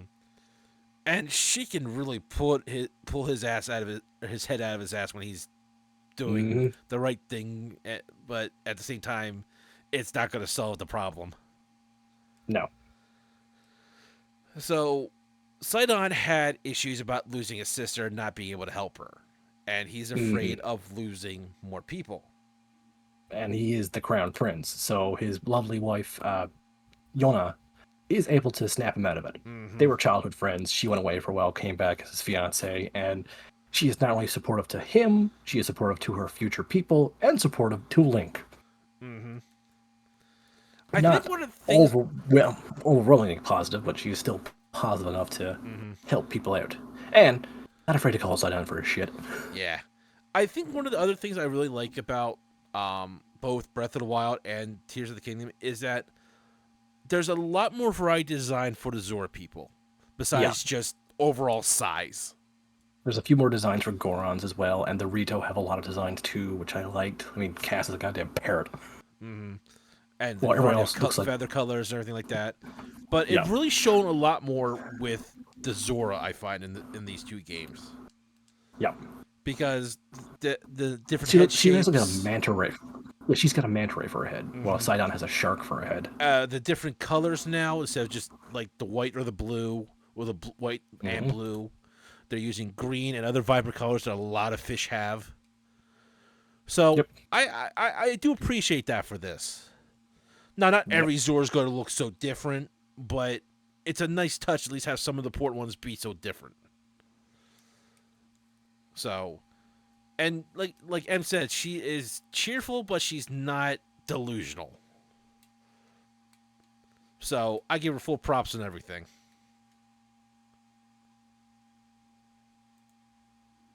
So, Em, Oh, sorry. okay, I just want to make sure. Sometimes I lose connections. I want to make sure that wasn't it. No problem. Just checking something. No problem. Next we have. I never get to say this guy's name right. Unobo, Unobo. Unobo. Ah. Unobo. Like Sidon, he was in the previous game and helped you get to the Divine Beast by using the exact same ancestral power Daruk had. That's nowhere in this game. No, and he's a little lackluster, I find. In Breath of the Wild, you help him get his courage so that he can be a help to the Gorons. He ends up taking over the mines and then becomes corrupt, and you have to uncorrupt him. He then goes on to become the Sage of Fire to help you. Mm-hmm. His entire storyline is a thing that I've just kind of it went in one ear, one out the other for me. Yeah, and basically he just rolls into a Gordon ball and you launch him into as a fired ball at your target. Kind of useful. I use it mostly for mining, Yeah, he's the best for either long range if you're on a flat area or you're just mining shit. or if you can roll up a wall. Yeah. But I mean, he's not a bad character. It's just after going with Daruk, this feels like Yeah, a no, downgrade. it really does. Now this was actually a fair trade. Riju is the current chiefess of the Gerudo people. Mm-hmm. She's in Breath of the Wild. She's a bit young, a bit nervous that she cannot lead by Tear of the Kingdom. Yeah, no, I see why she's in charge. Mm-hmm. Plus, she's using the twin sabers of her ancestors and shooting around lightning. Needs to work on her Her accuracy, but and her range. Urbosa had an entire dome around her. She just has a lightning strike. Not saying it's not useful. It's a big lightning strike, but it's just to a be fair, it's also she also admits that she's still learning to use them properly. So I can yeah, at least buy this. yeah. She is probably the second best in terms of close range combat. I would But hope so, at least. the problem with her is to activate her ability she gives you, you have to run up to her and then shoot your arrows. So you kind of want her at long range, but she wants to fight at close range. And at the same She is time, the if you're out of arrows, well, you're shit out of luck. yeah, she's no useful to you. So overall, coolest of the four, I think, but the least well designed of the four. Now, before we go on to the next one, Mhm. let's talk about what the sages do in this game. Each sage has an ability that, if you talk to them, you may activate. We have already mentioned what they are. She lets you do a lightning strike with an arrow. Sidon gives you a water barrier and a water attack. Unobo gives you a flaming tackle, in a sense. Mm. And Tulin gives you a gust of wind forward. After completing the temple, they then grant you a boon, which lets you summon a spectral copy of them. God, this is not a well thought out idea. This is kind of putting the cart before the horse on this one. Mm-hmm. Now, the idea of Link having travel companions is new. I like it, but having their abilities at the same time is terribly implemented. Because let's just say you're trying to pick up resources that the monsters just killed. Oops, you got too close to Tulin. He does his gust attack and blows all those wonderful monster parts you just tried to gather far into the distance. That's not the problem I had with them. You're trying to pick up items at the same time. Oops, you talk to Unobo and accidentally send him flying forward, setting fire to the resources, and they're destroyed. That's still not the problem I have with Sidon, these guys. Sidon. I got no problem with activating your ability by accident. Riju, no problem activating your ability by accident either. My Go ahead. problem is, and this is an old joke, why are you running away? Get back here. Yeah, that's another problem. Let's just say in the middle of combat, you want to activate, say, Sidon's water ability to protect yourself from fire. Well, what if he sees a monster behind you and decides, I want to fight that instead? So you're about to talk to him, he just runs away. See, when you're not in combat, they kind of like surround Link, leading to you activating by accident. In combat, they run around like idiots. Yeah, it's... The only one who doesn't run like an idiot is Tulin, who is headshotting like crazy, Yeah, he is stunning monsters. devastating in this game for some reason. He is the best. He may not be he may have no combat abilities and he gets knocked down a lot, but left to his own, he is headshotting like crazy, making enemies stumble, drop their weapons, or letting you sneak up and finish the fucker. Meanwhile, the other three are just punch, punch, punch, punch, punch. I think this comes to the same problem, is that they didn't want the AI to be too useful, otherwise you wouldn't do anything. No, But at the same time, because too dumb and no one would bother using them. It feels like there's not enough of a balance here. 90% of the game, I've turned them off. I will turn Tulin back on while I'm gliding around for more movement. Maybe leave him on to snipe things for me, but majority of the time, oh hey, I need to go into this cave and there's rocks blocking my way. To be fair, I Sage of Fire, knock my way in, turn them off, walk in. To be fair, I think their best usage is down in the depths where they can see and you can't. Yes. We'll Until discuss that in a minute. Until you've completely brightened up the depths, and then they've kind of lost their use. Now we come to the last sage. The Sage of Shadows, I believe? Or Spirits? Spirit, actually. Spirit. She is The only 100% new character for Tears of the Kingdom. Hmm. And she's a soul possessing a robot. Yep. Minoru, the last Zonai, technically, even though she's only a ghost of a Zonai. Her sage ability is able to take her soul out of her body and into something else. Let's let her live for thousands and thousands of years inside something else. So you can build a body for her. And she's a giant robot. Well, not a giant robot, a large robot you can actually climb the back on and pilot, and it's underwhelming as fuck. Yeah, well, I understand, and she's great for mining materials when you don't want to use Your own weapons. Yonobu or your Yeah, that weapons. too. She's Or great for bombs. mining or walking around the malice Yep. because she's unaffected as a robot, which kind of raises other questions, but fuck it, I don't I'm think we sorry, have time that's for not such. it's not malice anymore, it's gloom. Whichever, either or, We'll get she still we'll, technically should be affected, but yeah, I we'll get don't her have to yeah, care. yeah. I mean, sometimes putting a fan on her back makes her go a little bit faster, and that's nice. You know what really bothers me about this design? Hmm. It looks like you put her arms where her legs should be and her legs where her arms should be. Thank you. Because she looks very top heavy. Yeah, she should spindle over really easily. Also, I'm just gonna say this: the Zonar robots do not look as cool as the Sheikah robots. No, the Guardians were a lot cooler. Plus, they I had like laser the beams. noises. I like the noises the Zonar robots make, but not as much as I like the noises from the Guardians. I mean, the caretaker Zonite robots are fine for I doing their like the way they can jobs. back themselves. Yeah, they're little surf bots, so their functions different. Yeah, But the that's it. Guardians, the Shrine Guardians, and the Shrine Guardians themselves, those robots of warrior, yeah, they shot freaking laser beams. And ran after you with spider legs in a terrifying fashion. I mean, to be fair, I found them piss easy because I just reflected the laser beam, but that's a different story. I mean, I mostly just eye shotted them to stun lock them, but when you didn't know you could do that,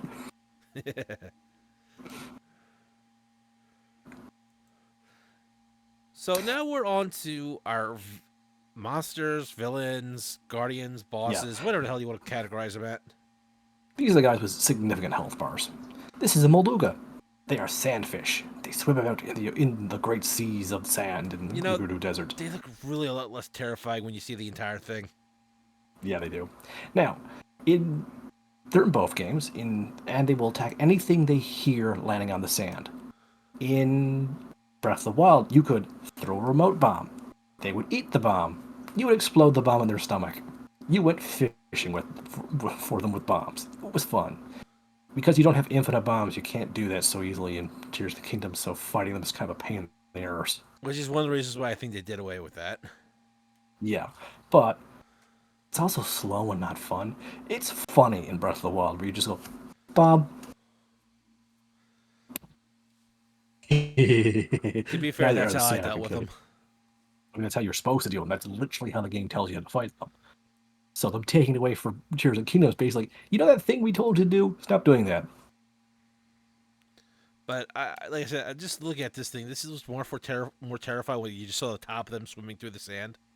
Yep. Because those arms and legs do nothing but make me want to laugh. I do like the plow chin it has. Well, see, I can see that being some sort of like sand moving thing to dig back under the sand. Yeah, I I like it. just don't know what it's doing with those arms. Yeah. Well, when it's out of the sand, wiggling them is what it does. The best thing about the Molduga, though, is it has the same song in both games, and it's a great song. But there's also a bigger white one in Breath of the Wild. Breath of, it's one of the part of the quest to get the bike. Ah. So let's move on. These are Hinoxes. These are from older Zelda games, but they brought them back as giant mono-eyed creatures. I like the idea That's that it. their eyes blink sideways. Yep. They're big enough to pick up trees and whack you with them.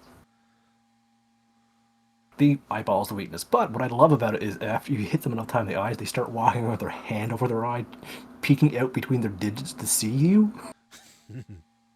You can still shoot in the eye like that, but it is actually a little bit harder. And the nice And thing is usually, that when you drop them, their necklace of stuff they've collected is all yours. and that stuff is usually big swords, because they're tiny little decorations of them. You can also, if they're asleep, climb up on top of them and steal all their weapons and start fighting them. I'm gonna kill you with the stuff you stole. Yeah. Right after you smack me like a baseball. Ah! Yeah. But there's a variety of these in Tears of the Different Kingdom. colors. Yeah, with different headdresses, which you can use to your fusion later on. Mm-hmm. But they're not the biggest threat once you understand how to deal with them. They're idiots. Yeah. They may have some small minions with them, but still not the biggest threat you'll come across in this game. They're also just as likely to whack them as they are you. Yeah.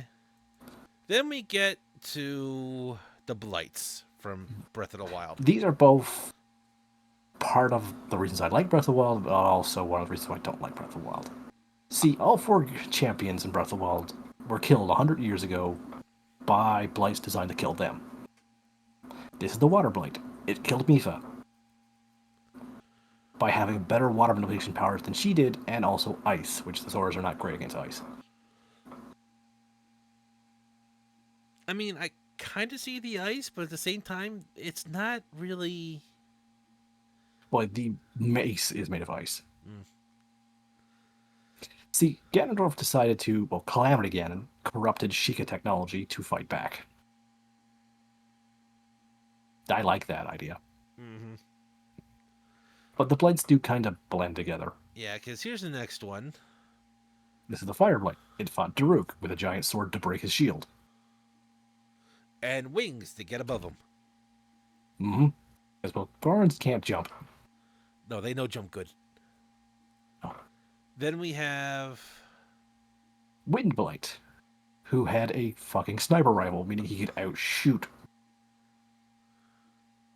Revali. He also had funnels. Yeah. And you're starting to notice a slight similarity in design besides their arms and some of their headpieces. Mm-hmm. They kind of float around and they kind of do an odd thing. And this is the Thunderblight. It could manipulate metal rods in order to redirect Urbosa's lightning. All of them were well designed to fight their specific champion they were designed to. You have to beat each of them to get back the Divine Beasts. Mm-hmm. My Which, problem with fun fact, I did not know this. They always have more HP when you kill one. So if you kill one, the next one has more HP and faster attack patterns. Makes sense to me. Yeah. But So, go ahead. some I do not recommend making the last one because they're a little bit more of a pain in our arse to fight. But my biggest problem with them is that it's blight, blight, blight, blight for the four main bosses. It feels a little samey. Yeah. I understand there's just different mechanics involved. Yeah, it makes sense conceptually, but I will not argue that it's not boring. Especially when we get to Tears of the Kingdom on that one.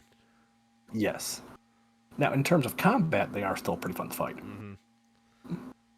Then we get to Calamity Ganon. Who is building himself a new body out of parts he's stolen.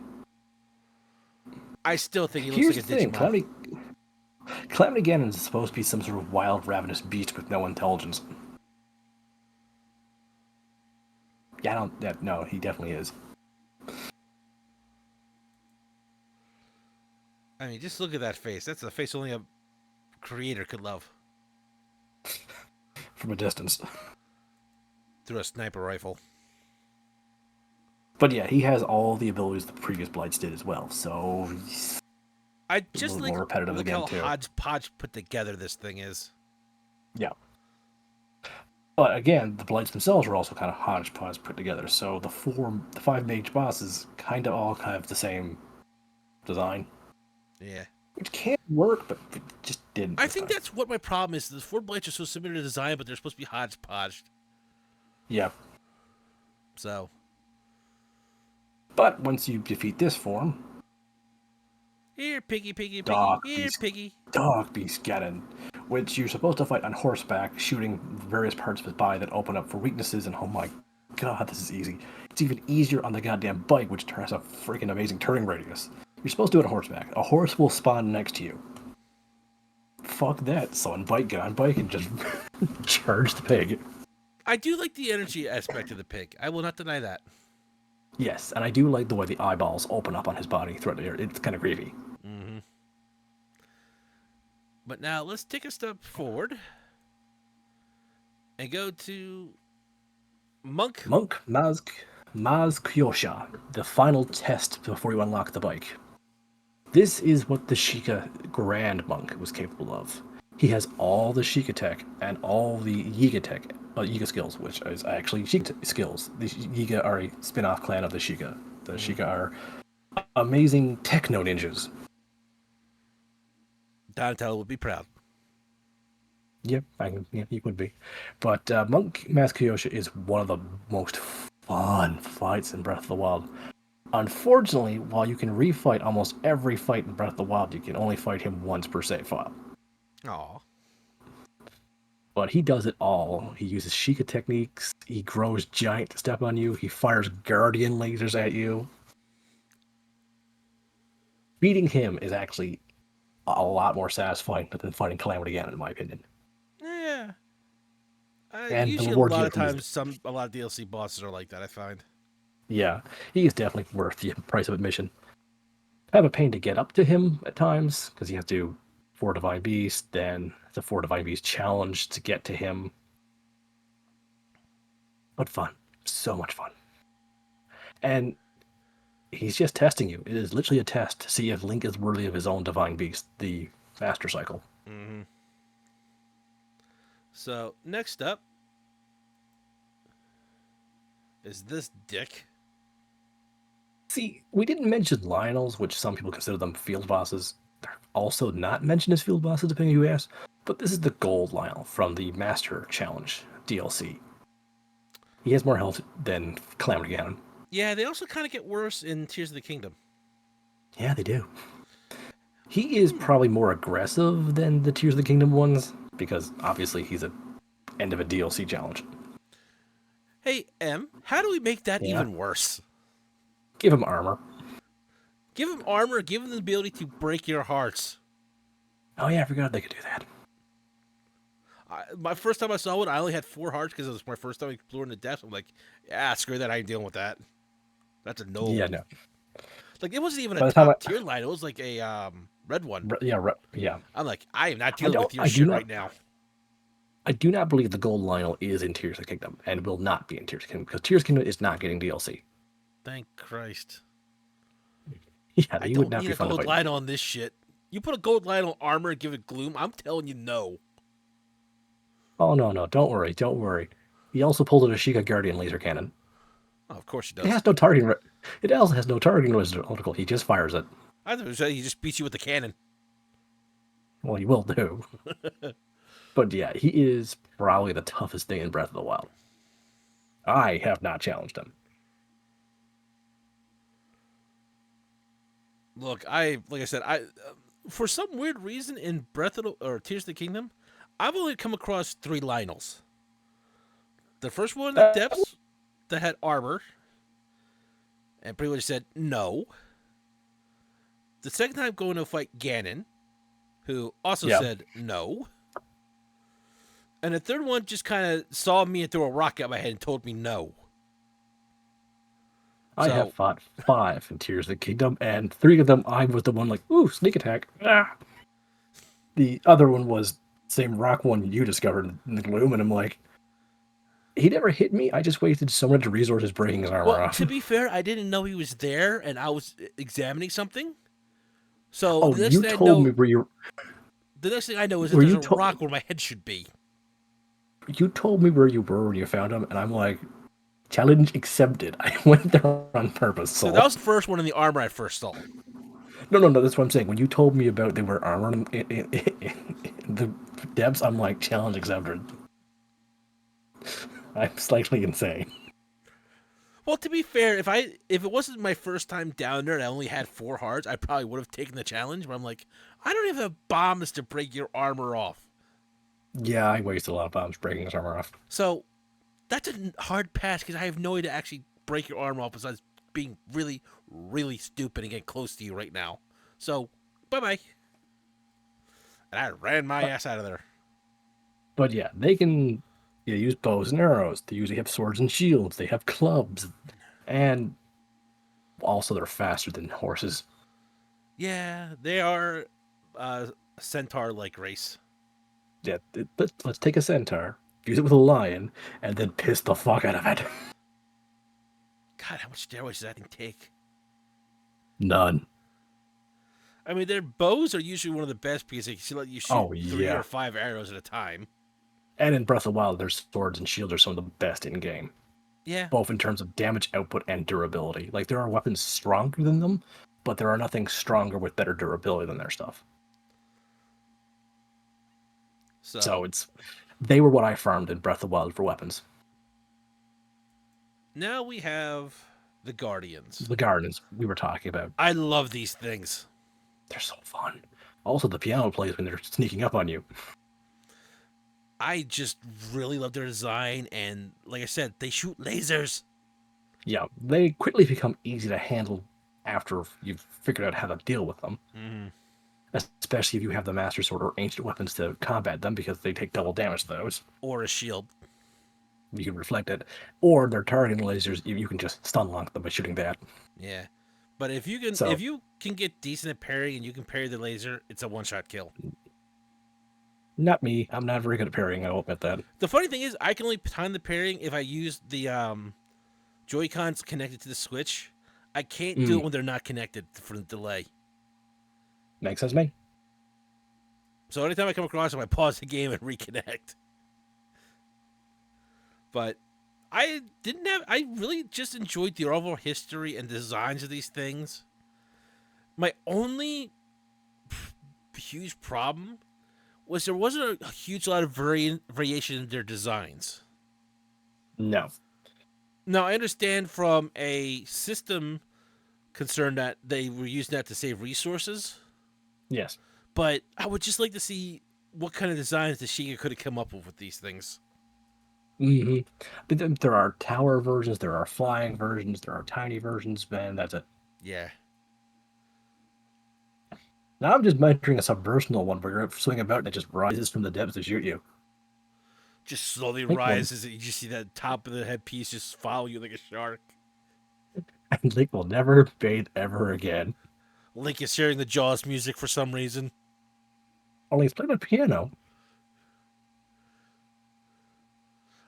Link just stops swimming and accepts his fate.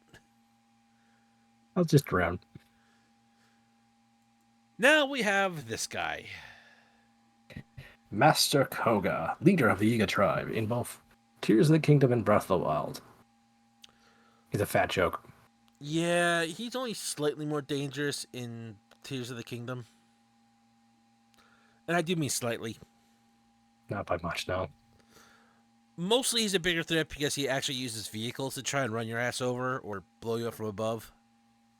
But to be fair, I beat him faster in Tears of the Kingdom than I did.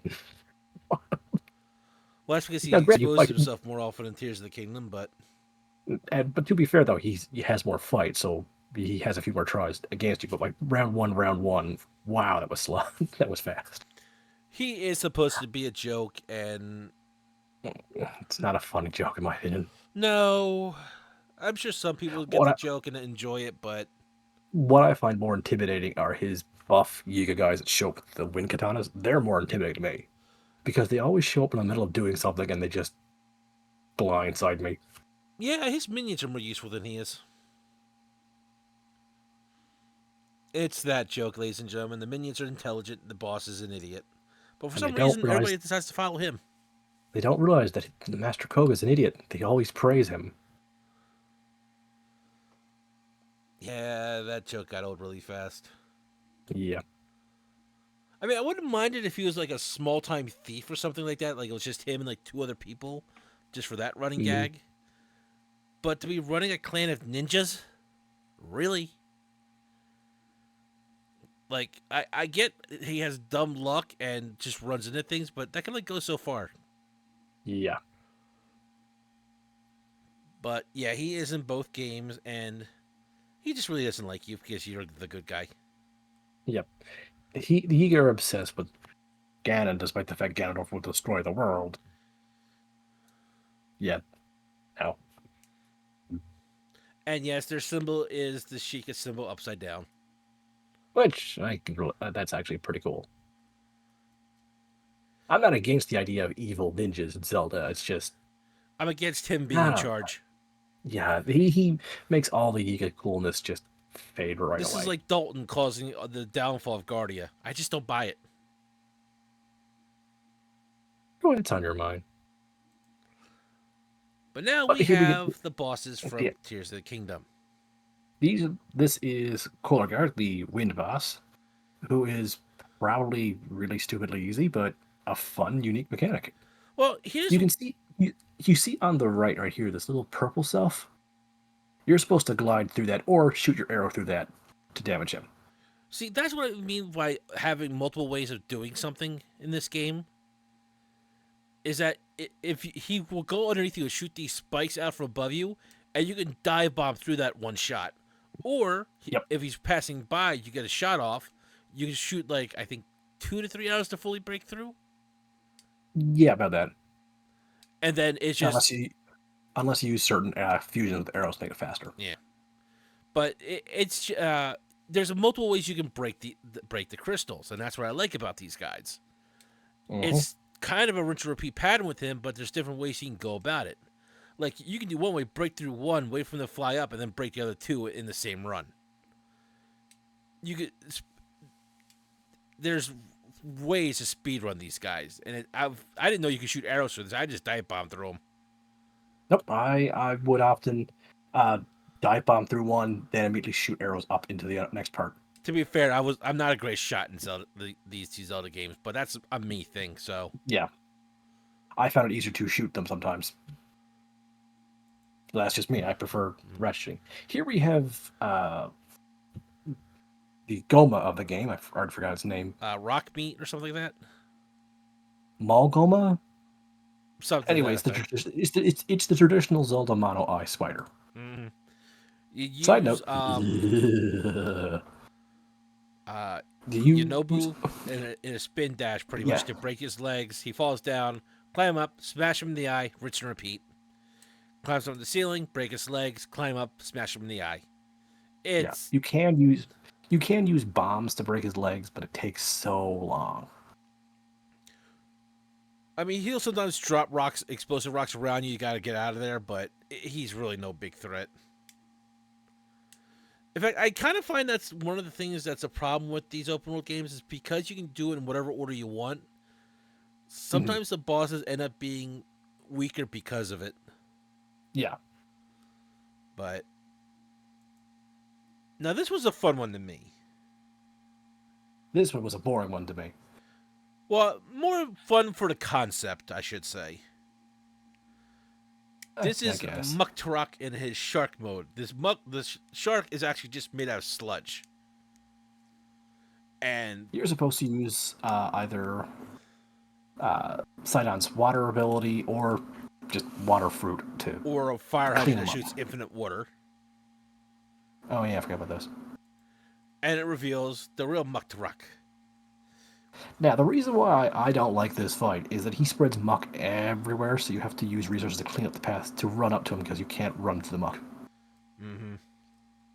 This is a very slow and annoying fight because if you take too long to get to him, he re-sharksifies and puts more mud everywhere. To be fair, I found this a breeze because I put down 3 treads to put the turret, the water fire hydrants on top of it, and they just chased the boss for me and cleaned out the muck. I didn't have the turrets at the time to chase him. So None of the pods ever gave me those, so yeah, so this is kind of one of those. It can be a hassle. It cannot be a hassle. It kind of depends on a lot of yeah. things and how you approach it. So take that part as you will. Hmm. But I at least like the idea that he is actually doing something with the muck to fight you with, instead of just Yes. throwing muck and running away. Now this thing is M's nightmare fuel, so I won't enlarge it too much. See, these are based off the Gibdos of the old games, Mm-hmm. which were mummies. Alive. Here they decided to make them insects. Which at first I thought they were really cool mummies with pulsating throats and sideways mouths, and then they started growing butterfly wings, and I realized, oh no. Yeah, and its major weakness is light. It still might actually be made from zombies, though. And then we get to this thing. This is a new field boss. They usually come in one elemental flavor. It's called a this is the King Gliok. Leok actually is one of the very first bosses from the original Legend of Zelda. Mm-hmm. It was a three-headed dragon. They decided to bring it back as a three-headed dragon. Multiple three-headed dragons. Yep. There's a flame, ice, lightning, and then there's King here, who has all three, and all he's missing is King Ghidorah's screech. Yeah, they are. I tried fighting one. They're not. They're not easy. I honestly think they're the hardest thing in the Well, game no, to I fight. really did it stupidly because I didn't realize I was in the ice area. I thought it was an ice Gliok. Oh, It was a lightning Gliok, yeah. and we all know don't wear iron, don't wear metal with fighting lightning. So I had to rethink my plans and run. How does the running go? I made it about 5 steps, and then I got lightning dead. So not I'm well. like, yeah, they are honestly, I think, one of the better field bosses. And they're just menacing to look at. You see Yeah. these things flying by, you're like, God damn, I don't want to go. I want to go over there for the treasure, but I want to go over there for the boss fight. First one I saw, I was like, I'm going to cross Lake Hog's bridge. What is that on the bridge? Oh god! Oh god! Ah, faster, hearts, faster! Run! Dude, I was gliding over the area. I'm like, please don't fly. Please don't take after me. Just let me fly by without noticing. And fortunately, he didn't look up. I guess he's got human syndrome with that. Guess so. Or it was full. Either way, I still survived. And now we have the enemy I farmed the most. Yeah. These are Phantom Ganons. They're the Tears of the Kingdom's answers to the Guardians. You'll wander about, and all of a sudden, the ground will pop out multiple hands with eyeballs in the hands, and the music will get creepy, and the hands will try and lash out at you and cover you in gloom, which lowers your total HP. And if you kill all the hands, they form into this. These were a delight. I love fighting these Yeah. things. Here's the thing. Notice what we said. Delight. These things did not. They only scared me once with the whole pop up, and after that, I'm like, oh, giant weak spots. Yes, the Guardians had weak spot in their eye, but these are much bigger, Plus, if you use bomb arrows, you can get like all of them at once. pretty much, yeah. Or if you're like me and had Tulin, he will also headshot them. Yeah, he will. The first time these things popped up, I was actually standing on top of a pillar. They couldn't reach them. I'm like, where the hell did you even come from? I had just climbed down a hole. They popped up. I started climbing back up the hole, and I realized, oh, you can't get me up here. Oh, giant weak spots. I didn't have a good angle, so I didn't see the weak spots to the second time I saw them. Mm. Now, if you take too long, they will hide from you. But these things usually have one of three weapons. They either have the katana here, Mm-hmm. a giant club, or a spear. Or, no, actually, most time. Oh, and they always come with a bow. Always come with a bow. Yes. So the spear and the bow were the ones I wanted the most. I just took whatever they had because I just really like these weapons. Well, what I would often do is I would make a club. Because what these weapons would do is if you use them, they inflicted you with gloom. Yep. Now, this isn't really a huge problem when you're in the overworld because being out in the sunlight does remove gloom. Mm-hmm.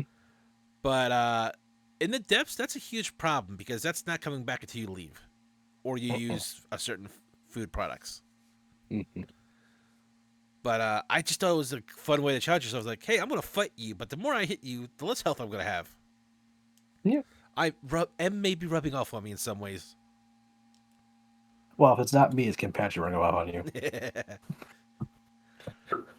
But that leads us on to a missed opportunity that me and him agree on. Mummy Ganon. See, at the start of the game of Tears of the Kingdom, you bump into Ganondorf, the mummy, and oh my god, this is creepy looking. I love it. Especially when you realize that he's talking without any problems whatsoever. And the cracking noises he makes as he moves. Mm-hmm. Is that his bones or his dried Now, husk of I, skin? I I'm in the opinion that this shouldn't have been he shouldn't have been the final boss by any means. No. He should have been like a middle game boss. Like you've gotten some powers, you got some strength, and he's ready to Or say, his very first form of the boss fight. yeah. He's the way I see it is like, okay, he sees you started to gather some forces, and he's like, yeah, I'm just gonna nip this in the bud now before I have to really care about this. Honestly, the room where you fight a dozen Phantom Gans should have just been him.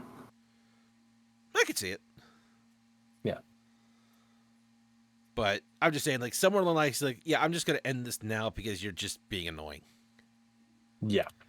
I mean, I do think he has the best intro because he is literally the first thing we've ever seen break the Master Sword. Yeah. I mean, Which should have been a you're the much, Zelda expert. Has anything ever broken the Master Sword before? Well, let me explain to you what the Master Sword is. It is a sword of evil's bane. Evil cannot touch it. Ergo, evil cannot break it. Yeah, hi, I'm just gonna break it. Yeah, that should have been a bigger deal. Like, I thought it was actually going to be a plot point of, like, Ganon wouldn't reveal himself until he figured a way of breaking it with, like, using a neutral party.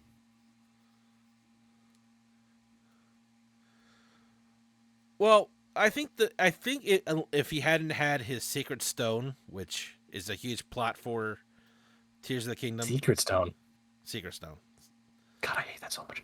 Yeah, but point being, that was a huge thing to help him do that because as we Yeah. learned in Tears of the Kingdom, that Master Sword, and I'm only saying that Master Sword because in my opinion, how the storyline works, but beside the point, it amplified him to the point where he was above the current Master Sword. Yes. I'm okay with it being broken and being repaired for the storyline, but just a wave of gloom doing it? Yeah, Underwhelming. it's amazing and underwhelming at the same time, and it's kind of hard to pull off. Yeah.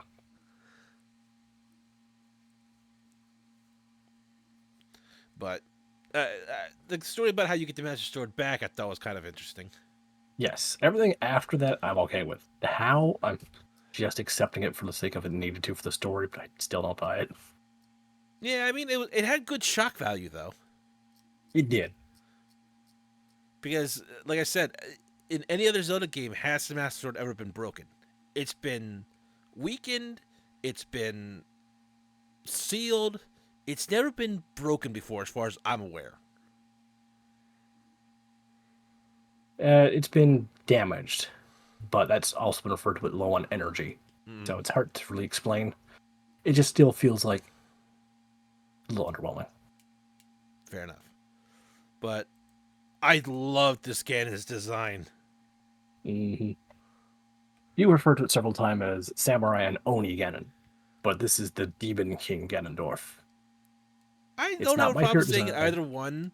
I'm just saying, like It's with not the my favorite. club, the Japanese feel to them, the two Yeah, horns, yeah, this is the most Japanese feeling Zelda ever. Like even Breath of the Wild did not have this much Japanese elements to it. I'm and okay with it though. I do give credit. It's still kept with its Gerudo heritage with it. It Yeah, just played with it a little bit, and I'm fine with yeah, that. yeah, me too. It's a nice change of pace. Like if you just kept constantly just making them just Gerudo themed and stuck with it Yeah, too much, it would have felt old and stale. But they like decided, the two best versions, this one and Tear and Twilight Princess, which don't really play up the Gerudo heritage too much. no, but you One is still a clearly samurai. see the lines of the heritage, the red hair, Yeah, the skin one is tone.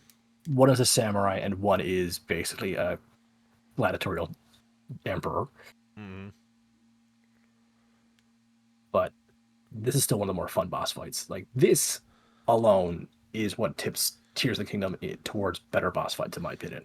And the worst part is, he doesn't just inflict you with gloom, he removes heart pieces altogether. Yeah, you do get them back after the fight, obviously, but during the boss fight, he makes it harder and harder. So if you're not prepared to have Now, if you're, gloom and having your hearts removed, hey, yeah, good luck. yeah.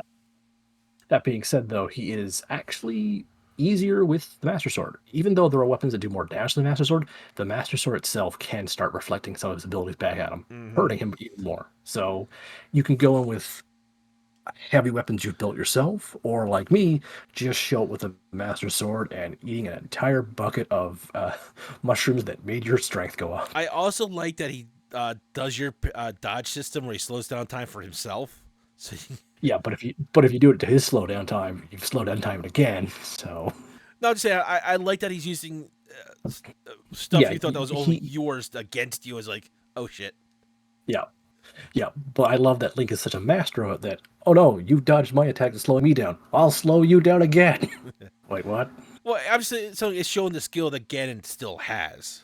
Yeah, it shows that both Link and Ganon are on a completely different level.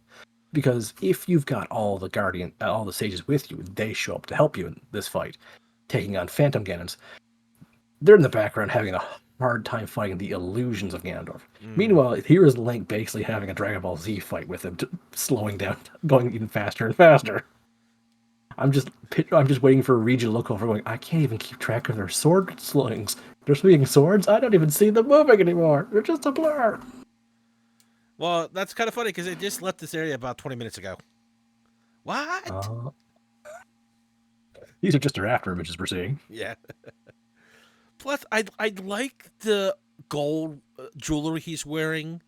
It's Hmm. regal. It's authority looking, but it's not There's impractical. one tiny touch to his necklace that I fucking love. Hmm? He has a ruby and a sapphire on it.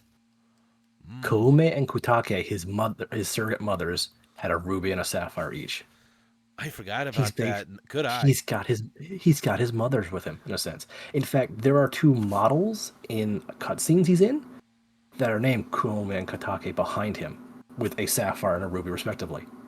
So when he was human, his moms were still with him, or at least characters named after his mothers, which is a cute touch. They appear to be his like two most important Gurus as well. And Also, his sword or his club, one of the two, have Koume and Kotake written on it. and the better thing He's a is, mama's boy.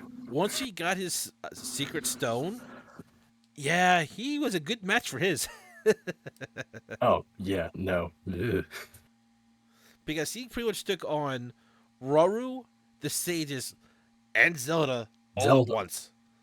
Yeah, this is a demon. Mm. And good lord, you could grind meat on those. She grind a whole goddamn Actually, cow. good lord, you could grind a sword on those. We have. We've been trying to kill him for the last century. I know. But he has one more trick up his sleeve. Let me just say one other thing. When he was made into a mummy, that was Roru sealing for 1,000 years and trying to drain the evil out of him. Ah, several thousand, because this happened before I'm sorry, I said 1,000 out of reflex, but 10. it's Yeah, like, yeah, 10,000 years ago, this thing released the first clan again. So thousands of years before 10,000 years ago, he was mummified. so that's just the power of his hatred, his evil amplified by the stone. Like, he's been doing this for thousands of years trying to get That's free. right. Calamity Ganon, the big bad of the previous game, is just his congealed hatred, taking 10,000 years to form a giant monster pig. And Mm-hmm. that's the second time he's done it. So, yeah, basically, a lot of people like to say that, Sephiroth is the biggest, most evil villain in gaming. I don't even think Ganondorf would consider blowing his nose in Sephiroth, And then he gets angry and he kind of eats his stone. which makes him this. Now, unfortunately, much like Dark Beast Ganon, this is just a spectacle. It's a fancy cutscene. But Yeah. is it ever fancy? I mean, the first problem I had was like I thought I was just supposed to go for his head at the Yeah, so start do I. because that was the most obvious thing here. Yeah. I'm just whacking away at nothing, like, why is nothing working? And then you realize that you're getting glue from standing on him in the wrong spots. Oops. Jump off. Sunflower filled chicken. And then Zelda comes along and helps you by flying you around. Yeah, it's her dragon form. She A turned little, herself into a it's dragon. a little Well, wonky landing on her head though. it is, and it's a little wonky jumping off at the right time, I find, but it's just a really fun spectacle. The idea of these two, a dragon of what light and dark, twisting around each other, trying to attack each other, while this tiny little human keeps jumping off and attacking them. Yeah, you're just supposed to jump off, land in like little nooks and crannies on his body to have eyeball things. Smack the eyeballs till Eyeball they plus. explode. Destroy his eyeball plus. And then Then finally, once you destroy his destroy them Sacred all, Stone. jump on his head and stab and break his stone that's back on his forehead. Yep. It's a bit longer. It's a bit more annoying, but it is much more of a better spectacle than Dark Beast Ganon. Yeah. That and Demon Dragon looks so much cooler. Plus, Draconified Demon King. I just think that says it all. It does. The only thing that looks a little goofy right now is that his eyes make it look like a really goofy mask. The only thing I really find goofy is the way his legs look. It looks like he has rat arms. Yeah. I mean, Now, the red crystals and the fur and scales. Here's just one. Yeah, they were. I just have one thing to tell you, Soul. This Ganondorf didn't have the Triforce of Power. I know, right? In fact, I want to bring that up real quick, that neither of these games, as far as I'm aware, ever mentioned the Triforce. They do not. We don't know what happened to them. We do know for a fact, though, that the Triforce of Power is still better than the Secret Stone. Yeah. So, he did this. Could you imagine he still had the Triforce of Power? Let's not. I'm pretty sure he would have start like his pus would have just been glions growing out of him.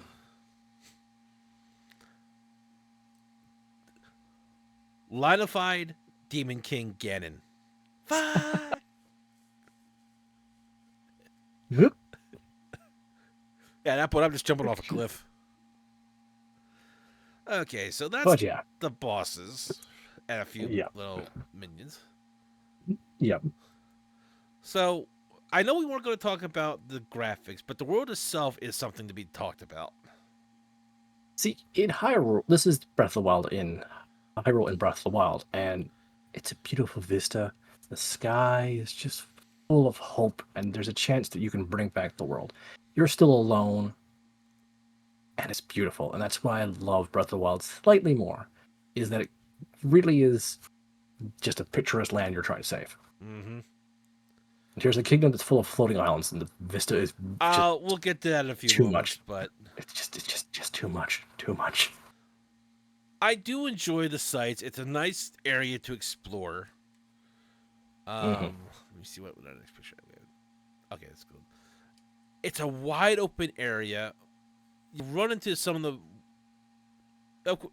the people are in hiding from the monsters and stuff like that, so they're not really traveling all over the place quite yet. They're mostly sticking to towns and trying to huddle together. Mm-hmm. When you get to Tears of the Kingdom, they're actually out and about trying to reclaim their lands, and they're making even small militias to take out the monsters, to try and reclaim their homeland. I kind of like that touch. It's a story progression for them. It's not a huge thing, but it's nice to see steps are being taken that one person isn't doing all the work. Now, I'm not expecting them all to come and help you fight Ganon, but it's nice to see the townspeople actually defending themselves. It's all I'm saying. Yeah, you would see the occasional adventurer out in Breath of the Wild defending themselves, but no, they couldn't do anything. They were that destroyed. Yeah, I mean, the militias against regular monsters, they don't do too bad of a job. They're not going to take anything bigger than a goblin or something like that, but... Yeah, the bokoblins or the moblins are the most they'll take on. Yeah, but it's nice to have a little bit of help to take care of the little riffraff while I'm focusing on the big thing.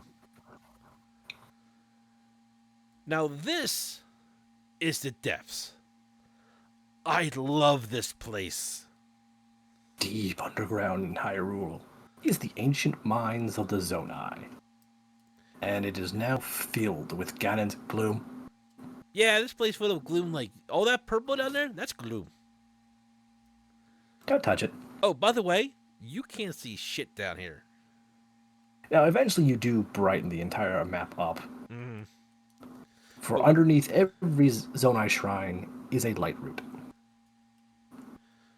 now the interesting thing about the light route is if you line them up right above where you find this, you'll find a shrine.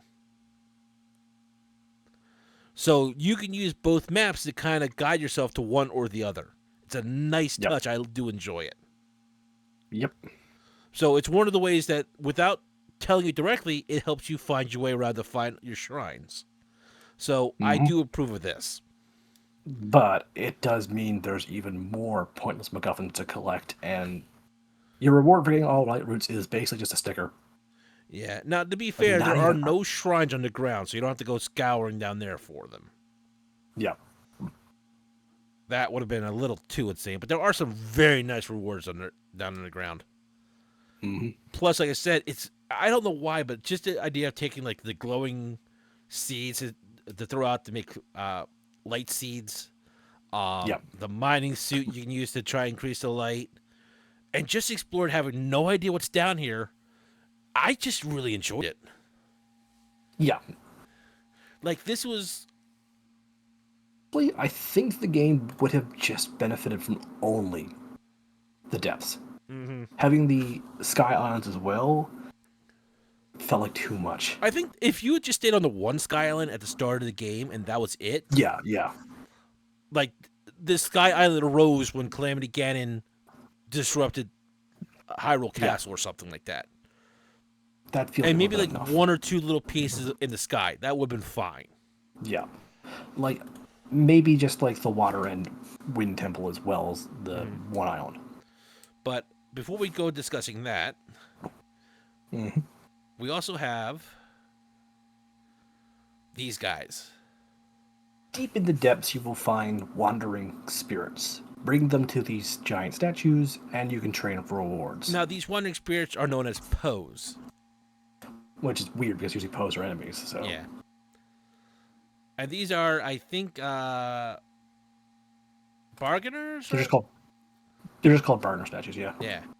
And these are pretty much farriers of the dead, as far as I can understand, to a certain Hmm. extent. No good nor evil, they care. They only just assist the wandering souls to where they must go. Mm-hmm. I Unless love you're these Yi- things. unless you're unless you're a Yiga clan member and start poking around them, then they will literally rip your soul of your body. So there's a Yiga notebook you can read of a Yiga going, "Well, my buddy went over that statue and now he's dead." But you don't realize that you could be climbing the top of them because these things are massive. I mean, that's just his head. Hmm. There's also a couple of statues of previous cities and the races of those cities, and there's one statue that does not line up to any current or previous Zelda species. So there are still mysteries in the depths that we don't know about today. And if they had ever done DLC, I would have loved to do more with the depths. Yes. As much as I love Cast and everyone's saying Cast deserves a DLC, I would prefer a Depths DLC. Well, why not have Cass come down to the depths with us and cheer us up with his music while exploring the darkness? Yeah, his music would cut through the dark. Now, this is Hyrule map itself. This little area is where Hyrule Castle is jutted up into the air, and the bottomless chasm below it. Hmm.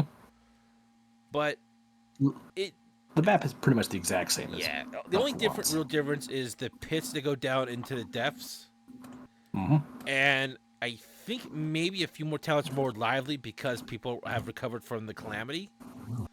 A little bit, yeah. But as far as that, the map is pretty much exactly the same.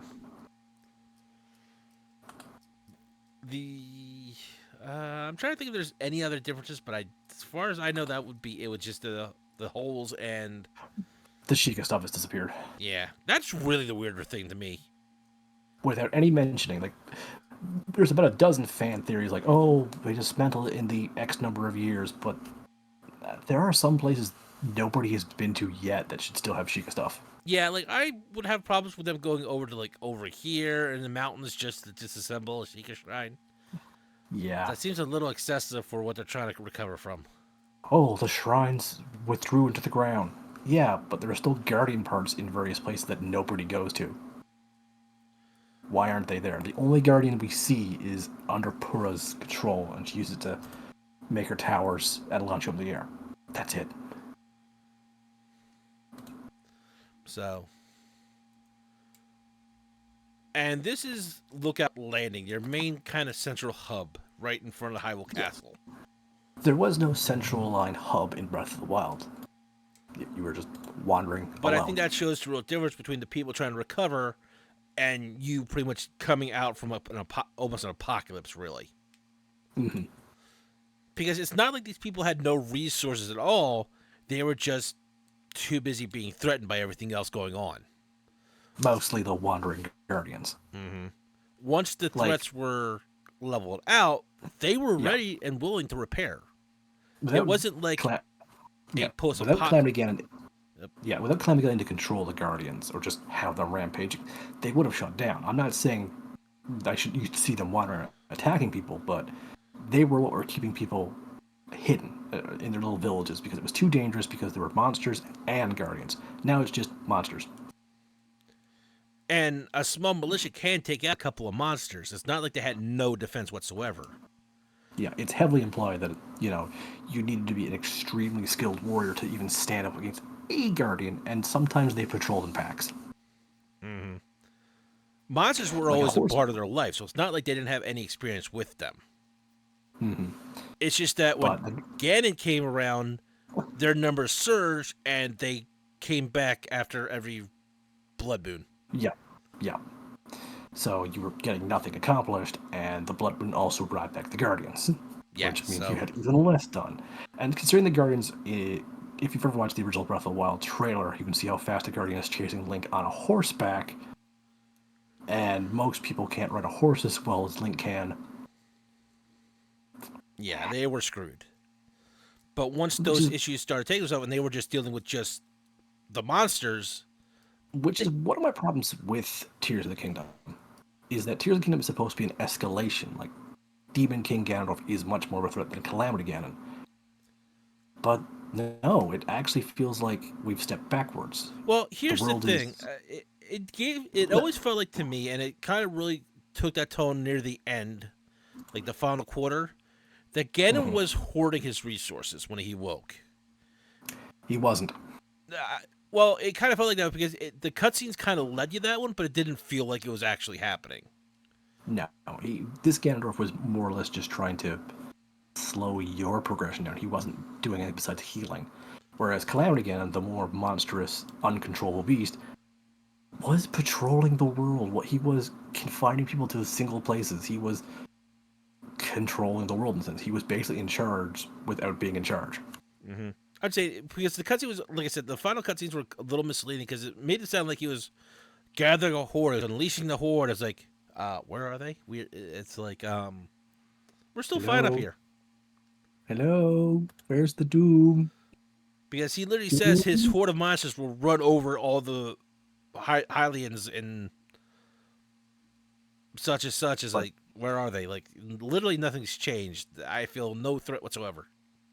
yes, you have influenced the Gerdu village, the Zora domain, Goron City, and Rito Village, but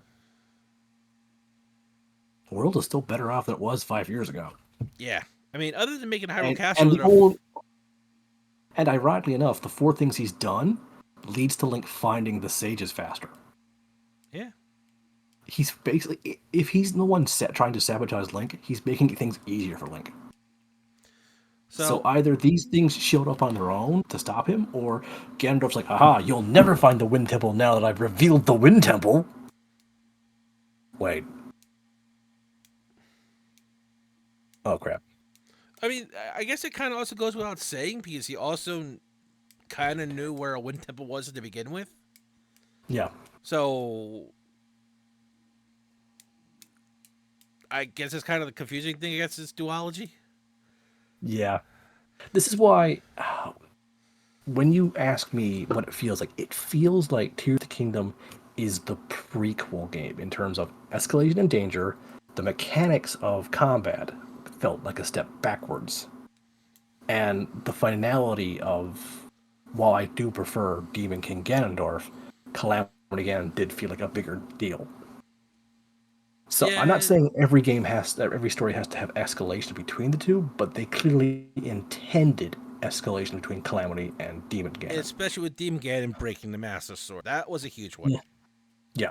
See, so like I said, the weapon mechanic does feel like a backwards going. If they had explained the Gloom was breaking weapons in the previous game, it would have felt better. And having no elemental pre-made Yeah, weapons feels it like, it feels like the threats were going backwards, but and Link's gear went yeah, backwards. but for the people themselves, that felt that was going forward from a calamity to Yeah, restoring from a calamity. That's where it felt like the progress was being made. yeah. So that's one of the reasons why I feel very confused by this duology. They don't know where they are. And then the weird time travel stuff that confuses people more by having someone say, I am the first king of Hyrule," when clearly, even where he is, there's an ancient Hyrule. Yeah, there's a couple of different questions go on with that one. Yeah. Let's go talk about something fun. Skydiving. Out of a window! It's positively thrilling! I'm such a big cop. Oh, wait, no, you're not talking about Robotnik's song. I am acrophobic, as I've stated multiple times.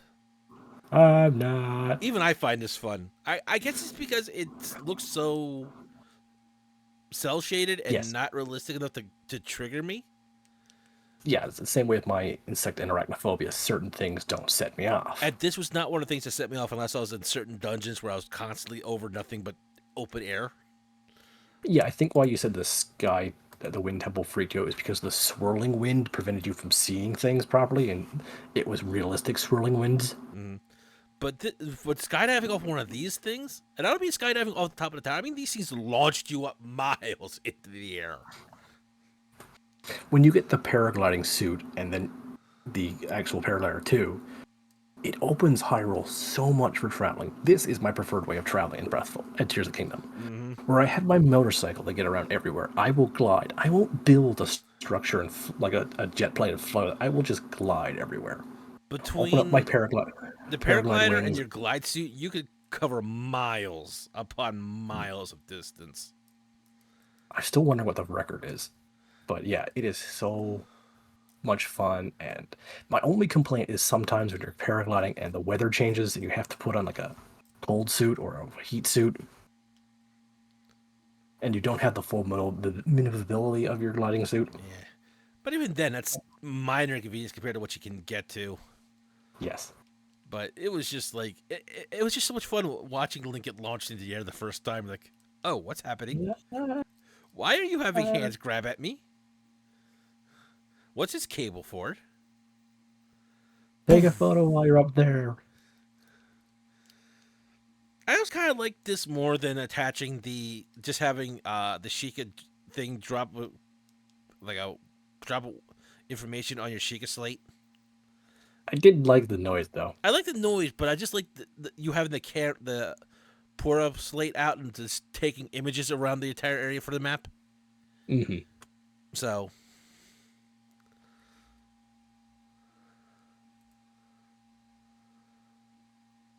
these is the sky map, as I like to call it. Hmm. And it, My God, those islands are so spaced apart. yeah, I mean, if it was just this main one, the temples, and maybe like this area here and an area over Mhm. here, Yeah. like just the dive puzzles for that, and everything else was not needed. I don't think. No. I mean, I get why they're there. I just didn't think they were needed. No. There's a few puzzles I liked up there. There's a few shrines up there I liked, but it still feels like either it's not enough or too much. I don't know which way they should have gone with it. I think the main question is like these were supposedly always up here. How did we not Yes. notice? There's a cloud barrier. It's where the dragons disappear to in the sky sometimes.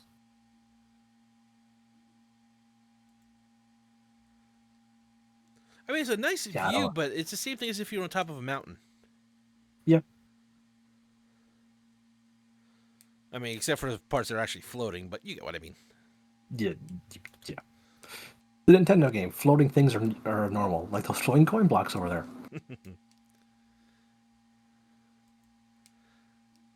I mean, you'll spend more time trying to figure out how to get across for these, and this is where you'll just pretty much just build a flying machine. You have to get enough batteries and just Yep, fly there.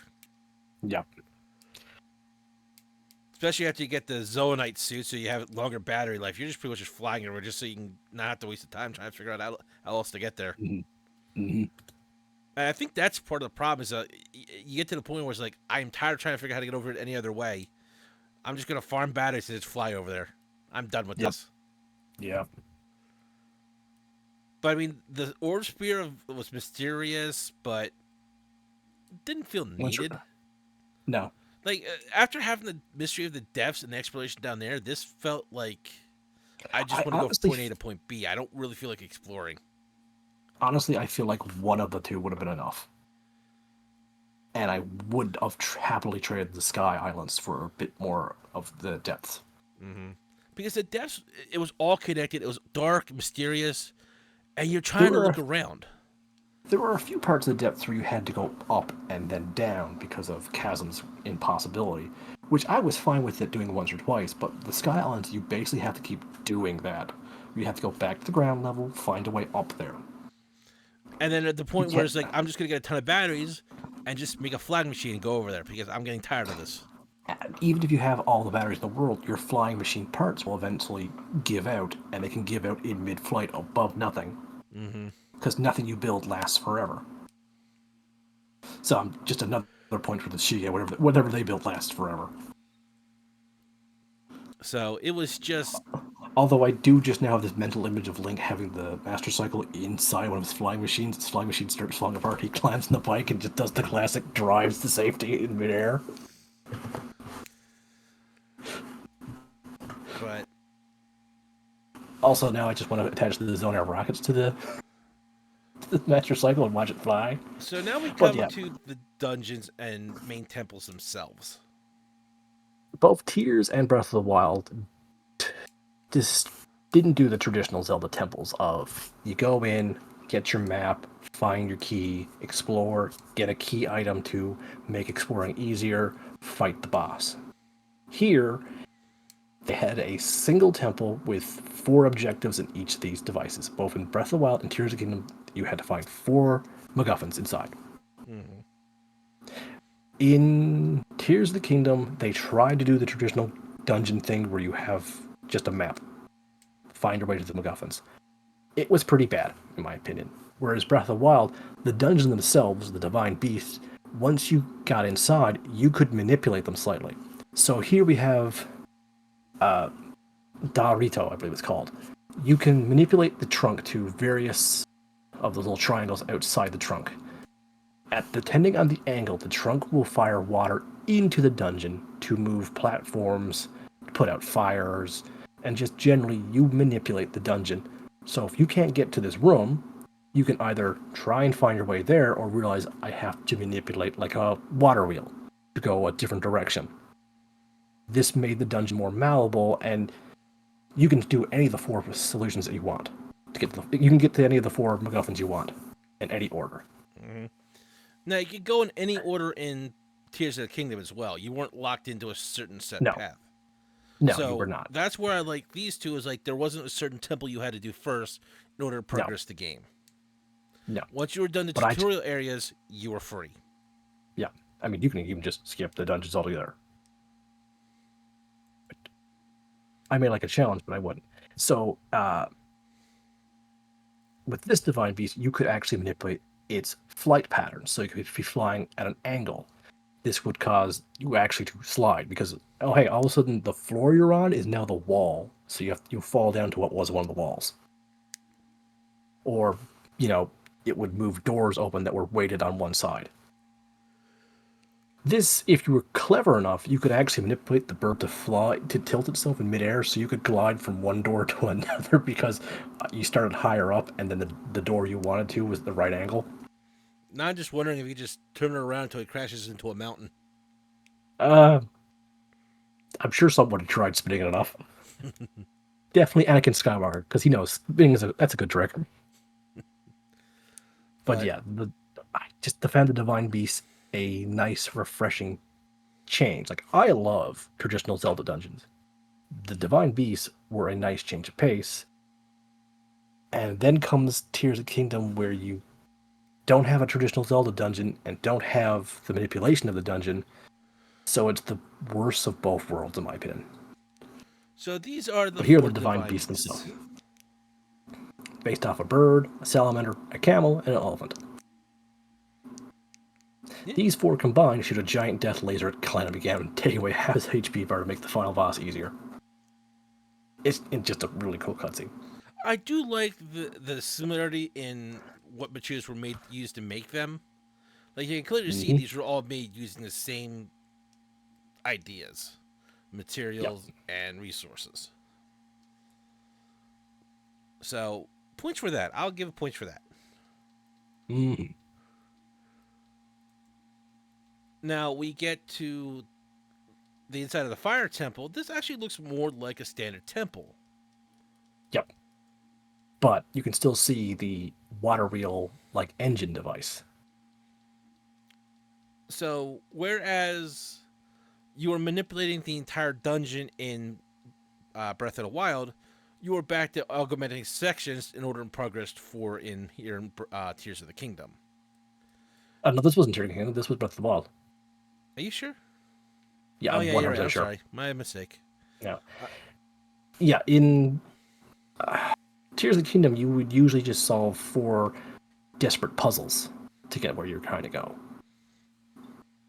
Now, sometimes solving one puzzle would make another puzzle easier because you have a new starting position, but it was always four separate puzzles that were kind of not related to each other, is how you get to the dungeon. yeah, Whereas in Breath of the Wild, I found that solving one helped you understand how the dungeon mechanic works, so you could understand how to move things to get to the next part easier. yeah. Now this You is were the water you were both temple. yeah, in Breath of the Wild, you were both literally learning the layout of the dungeon and how the dungeon lives and breathes. Mm. In Tears of the Kingdom, you can see it was a wide open space. This one was divided into four islands. Hey, four islands, four MacGuffins. Yeah, That being said, pretty though, it's much. a beautiful design. It's a nice design. I understand they're going with like a rainfall. Well, that's where the water source is and all that.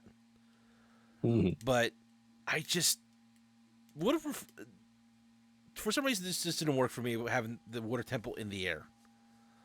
You know, but nice What's that? water temple in the water, so you get to do swim mechanics again. Mm-hmm. Because I'm going to say this, and this might get me crucified. I like water dungeons in Zelda, Crucify him now! Get especially him! especially Great Bay Temple is one of my favorites. Also, Lake Mid Kind of Temple like the water temple from in Twilight Princess. Ocarina of Time. So I like it much better in the 3DS remake just because of the menu pausing thing yeah, drove me up. but The puzzles itself were fun. the thing I liked about here is that you could at least see the entire dungeon and see how you wanted to go about it. You weren't locked into a set path of going here, here, here, here. You could literally go about Mm-hmm. this dungeon how you wanted. Mm-hmm. So points there for that. Yeah, but it also felt like they were desperate puzzles that weren't really. Yeah, The this flow wasn't was there, I the found. Wind Temple. I hated this place. This is my personal favorite temple, but I understand why, just because that swirling mass of a storm, being in the eye of a storm, I can definitely see that would set off your acrophobia. Yeah, I mean, I like the Plus, idea of the plus, ship and it being part of the legend for his people. yeah, plus, I'm pretty sure the getting to the outside bouncing trampolines in the middle of the sky did not help you. Oh yeah, that was so much fun. Kiss my ass. I did love how you had to use the damage to the outside of the ship to get inside parts you shouldn't be able to solve puzzles. Mm-hmm. I like shit like that. But it always makes me go, how are you supposed to do this when this thing was pristine? Please show me the answer when it was pristine. Not that I can do it anymore, but please, like, I've always got bugged by games where, like, the answer is only gamified. Like, you must enter this room that has no entrances except for this hole in the floor. Why? How? Did they build this room with no door? Who got fired for that? Well, you know, see, this was actually the ghost room. People just phase in and phase out. If that was an explanation, that's an explanation. But, yeah.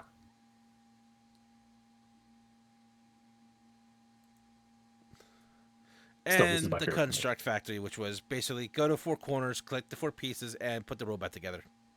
We're at the local build a stage. Yeah, Link, you're no longer This allowed to was build a unreal. sage. No, you build it's so top heavy. I mean, it was kind of basic on that end. I won't deny that.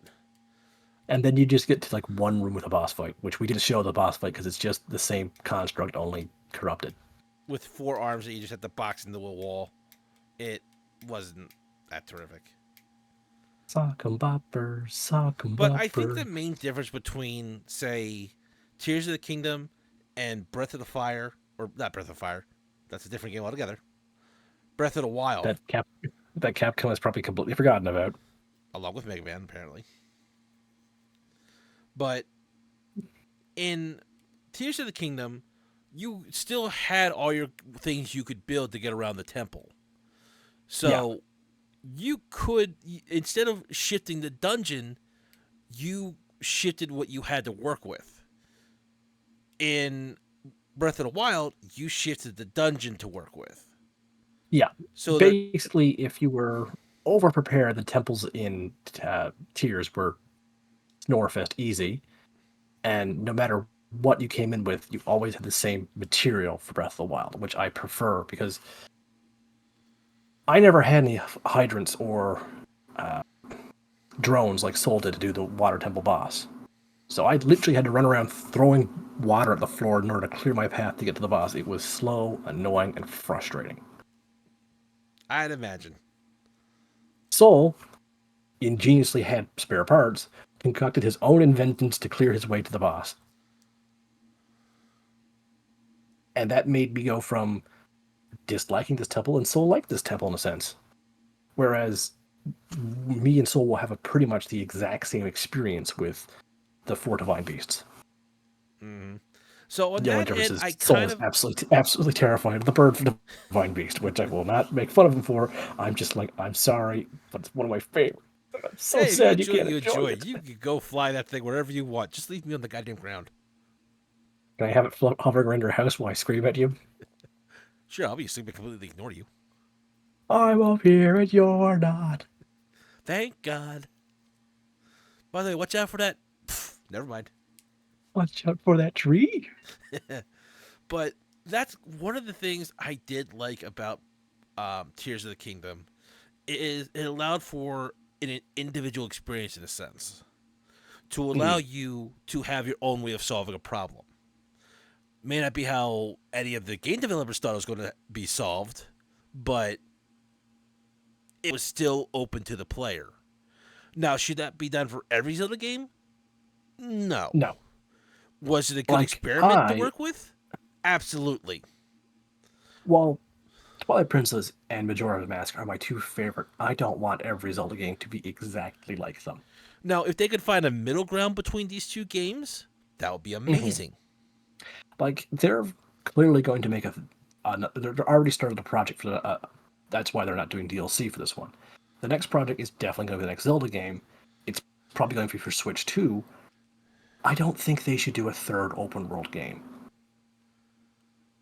At least not right away. Like, yes, I want them to come back to this formula down the road. Actually, I've heard rumors, and the rumors say they're remaking Four Swords. I could see that. I think that would be a good idea as in between uh, And if they have Tears of online and play for that thing, oh my god, that would be amazing.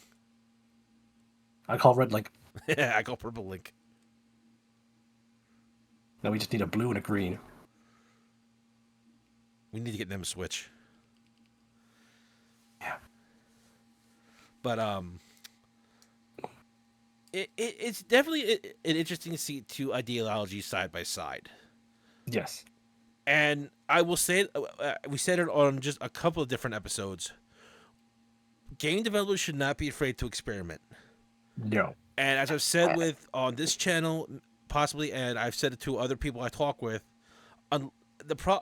I think the major problem is a lot of game developers feel that unless the game makes record breaking sales, it's considered a Yeah. failure. I always feel like, well, that's usually the producer's problem. So not producers, the publishers' problems. Who like, okay, you didn't make X number in X week, bad game.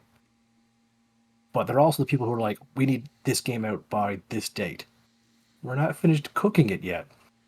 That was one of the reasons why Breath of the Wild and Tears of the Kingdom did so well. Is they had a date, but they weren't afraid to like push it back. The same thing is happening with the upcoming Super Mario Wonderful, I think it's called. Is I they think so. literally they only announced it when they were like 80% done. But here's the thing: to be fair to the production and the producers and whoever else, Mhm. once you set a date, you can't push it back so many times. No, There, that's one of the reasons why you should wait for at least 60 to 70% of the game to be done before saying, okay, you've taken this long to get here. You feel like the game will be done in this number of weeks. Let's say we release it after that. yeah, Like, I you don't want to understand pull. you want The to, best example of that is Cyberpunk, because that got pushed back so many times. yeah, or anything that Ubisoft is making these days. Yeah. Hello, Beyond Good and Evil 2 and Skull and Bones. But like I said, Like, there has to be a I compromise. Like you can't yeah, spend all this time working on the game yeah, and have nothing to show for it. But at the yeah. same No, no, time, yeah, we don't want repeats of like Sonic 06. yeah. So there has, Like, I get that you want to like release a game for a certain time for brand synergy or Christmas sales, or to prevent some games from coming out all at once. hmm But the thing is, you also need to understand that games are done when games are done. You can sometimes say, hey, we want it done by this date to motivate people to work faster, but never crunch development. yeah. There's a lot of work that needs to be done there, and Yeah. if there is there a perfect solution, No. no. There are But going to be, because every there situation is going to be different. but there are definitely wrong solutions. hmm Crunch is always one of those. And there's always going to, especially nowadays, there's always going to be day one patches. So Yeah. I have accepted that. yeah, there's not much as a consumer we can do about that. Yeah. Um, And generally, most time day one patches are for a good reason, but if your day one patch is 70% of the game, there's an issue. yeah. I mean, if it's like what Dark Souls 3 day one patch was, is to put it into normal mode from journalist mode, that's a different story. Yeah. But if it's the same thing as that last Tony Hawk game where they released a disc and the disc only contains 10% of the game and the day one patch was the rest of the game because they were running at a time where they lost the license to Tony Hawk, I think you just shouldn't have released the Tony Hawk game. Yeah. You should have just been like, well, we've lost the rights to it. So, Like we said, this is me versus Soul in terms of Breath of the Wild versus Tears of the Kingdom, and we will both agree at several times that the other one's favorite of the two did something better. mhm. I will fully admit, bosses are way better in Tears of the Kingdom. I will admit I that the weapon system was probably better set in um, Breath of the Wild, but I Hmm. do appreciate the attempt of a fusion system and something new for a Zelda series. Okay, I will say this: I don't like the fusion. I like they attempted it. I think they could have made an entire game with just the fusion. I don't think that game should have been Zelda. And like we said, we don't. The thing about it is, between them trying to make a profit, Hmm. some game developers are afraid to experiment with their IPs. Thank frig Nintendo is always not afraid to experiment. Well, Nintendo experiments, but it still stays within certain boundaries. Like this Yeah, they're was not gonna. still a Zelda game, despite having mechanics that a person Yeah, may not like. yeah. There was It's- adventure, Link, Zelda, Ganon, Hyrule. It had a certain step in it, but the yeah, experimentation led to other yeah. things. There's been several times where they've tried to make like a game and it didn't fit, so they just took it out of that franchise and just kept making it anyway. Nintendo's not afraid to go like, maybe this isn't a blank game. Maybe it's its own franchise. Yeah. I mean, it shouldn't get Or to the point where like Bethesda, who just released a new Starfield, and I talked to a couple of different people who are actually looking forward to it, and they said the game just needs to run. Think about that statement for a minute. That feels like terrible advertisement for the game. Yeah, it does. It does. I mean, we put up a lot of crap with Skyrim, but maybe we shouldn't have.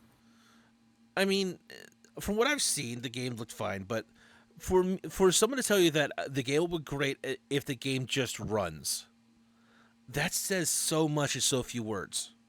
It does basically explain most people's expectations of Bethesda as a company. Mm-hmm. Now, does that mean Bethesda only puts out bad games? Yes and no. No, no, I've had my fair share of fun with Fallout 4 and Skyrim, but they're not a company I'm ever too pleased with. My partner, they love Bethesda, so we might actually have to get an Xbox just for Starfield. Well, it's also a PC, so if you got a PC that can run it, go for it. We do not. Well, I'm looking into getting one that's only about 1,000. So Yeah, we have housing expenses to take care of, dude. fair enough. I'm just saying. We need to redo our entire kitchen, but that's here nor there. But as I was saying, one of the main things is that experimentation can be done, but the Yep, experimentation still fit within the world. yep. And they've managed to do this with both games. May not be to everyone's like or dislike or however they feel about it, but you can Hmm. still say this is a Zelda game. It may As not be much the as I Zelda game you'd like. no, but the thing is, just because I did not like Tears Game as much as Breath of the Wild does not mean I can't keep popping in Breath of the Wild. There is still so much in Breath of the Wild I have not done. Mm-hmm. And I can go I have back not to played. Breath of the Wild and still enjoy myself. I can Yeah, go get the Master Cycle. I can continue with my Wolf Link. I can do this and no, that. no, you can't. So you have to finish the bird divine beast. You can't I get the can go master get circle my until you get I all can go the. get my cycle, and I can complete the game. And I don't know what M's talking about. Look, there's only Uh, one way I'm going to go flying, and that's through time. hmm, that's a fair point. I think it is time we finally return to the past So, and possibly your all-time favorite game. so next time we are going to be talking about my favorite RPG of all time, originally I am released on the Super Nintendo in 1980 or then 1995. then mastery re-released for the PlayStation 1 with my favorite JRPG. It and Final Fantasy IV are the best of friends. Like seriously, the compilation of Final Fantasy IV and Chrono Trigger on PlayStation, genius ideas that I want to shake their hand. Yeah, this is be a game where I rant and rant and rant and love and never shut up about. It's By the way, true. this was It's also made for the DS, your phone, DS and best. Steam. DS is the best version. And after the amazing release of the Final Fantasy Pixel remasters, this is the game people are begging for a Pixel remaster next. Well, people have more hope now because Super Mario RPG is getting a I remastered. know that amazed the fuck out of me. Yeah, Mallow's finally returning. so here's crossing our fingers. Let's hope that remake happens because I would love it and I will stream the hell out of that game. I will watch it, even if it's just like I don't know. Have you ever tried any challenge runs with Chrono Trigger? Multiple challenge runs. Oh, sweet. I actually did just for the hell of it. I sold all the equipment on New Game Plus and just played through it without any equipment except for like the bare basics. Have Just you see how done a far I mop could run? get. So There's a only Chrono mop run. yeah, I've been there. Just the idea of Chrono But yeah, going to fight lavas with a mop is hilarious. I'm not Chrono. I'm the janitor. Yup. So, Scruffy will save time and space. so thank you for Wait, joining us for Scruffy, where you this going? one. I'm on break. I'm looking forward to the Wheels next episode deeply. I just got to figure out what images I and actually want to use because that's gonna the thing that's gonna I'll. take me the longest amount of time. That's fair. And go on, enjoy Tears of the Kingdom, enjoy Breath of the Wild, enjoy the entire Zelda franchise. I mean, Breath of the Wild is my third favorite Zelda game, and I Wait, was hold on, surprised. stop. We forgot to do something again, and we keep doing it. So, four. Give me one moment. Yes. Just gotta get back here. Just give me one moment. One Mississippi. There we go. Yeah, Zoom out a little bit. the leg. So, for Breath of the Wild, would you pay full price for this? I paid double price for it. I would pay full price for it. It is a worthwhile game, and it's really something easy to sink your teeth into, but with challenge. It's not quite Yes. Dark Souls challenge, thank God, but Mm-hmm. it's a challenge nonetheless. I definitely, like I said, I would pay double price for it. I have intentions of grabbing a Wii U title in the shortly to maybe mod it for my own personal fun. I would also pay full price for Tears of the Kingdom. Yes, I've happily paid full price for Tears of the Kingdom, even though it was an extra $10. How dare they? Yeah, I like I said, I mean, I love Tears of the Kingdom as much as Breath of the Wild, but it was worth that price. So, both games are easily almost, and that's why we call them semi perfect.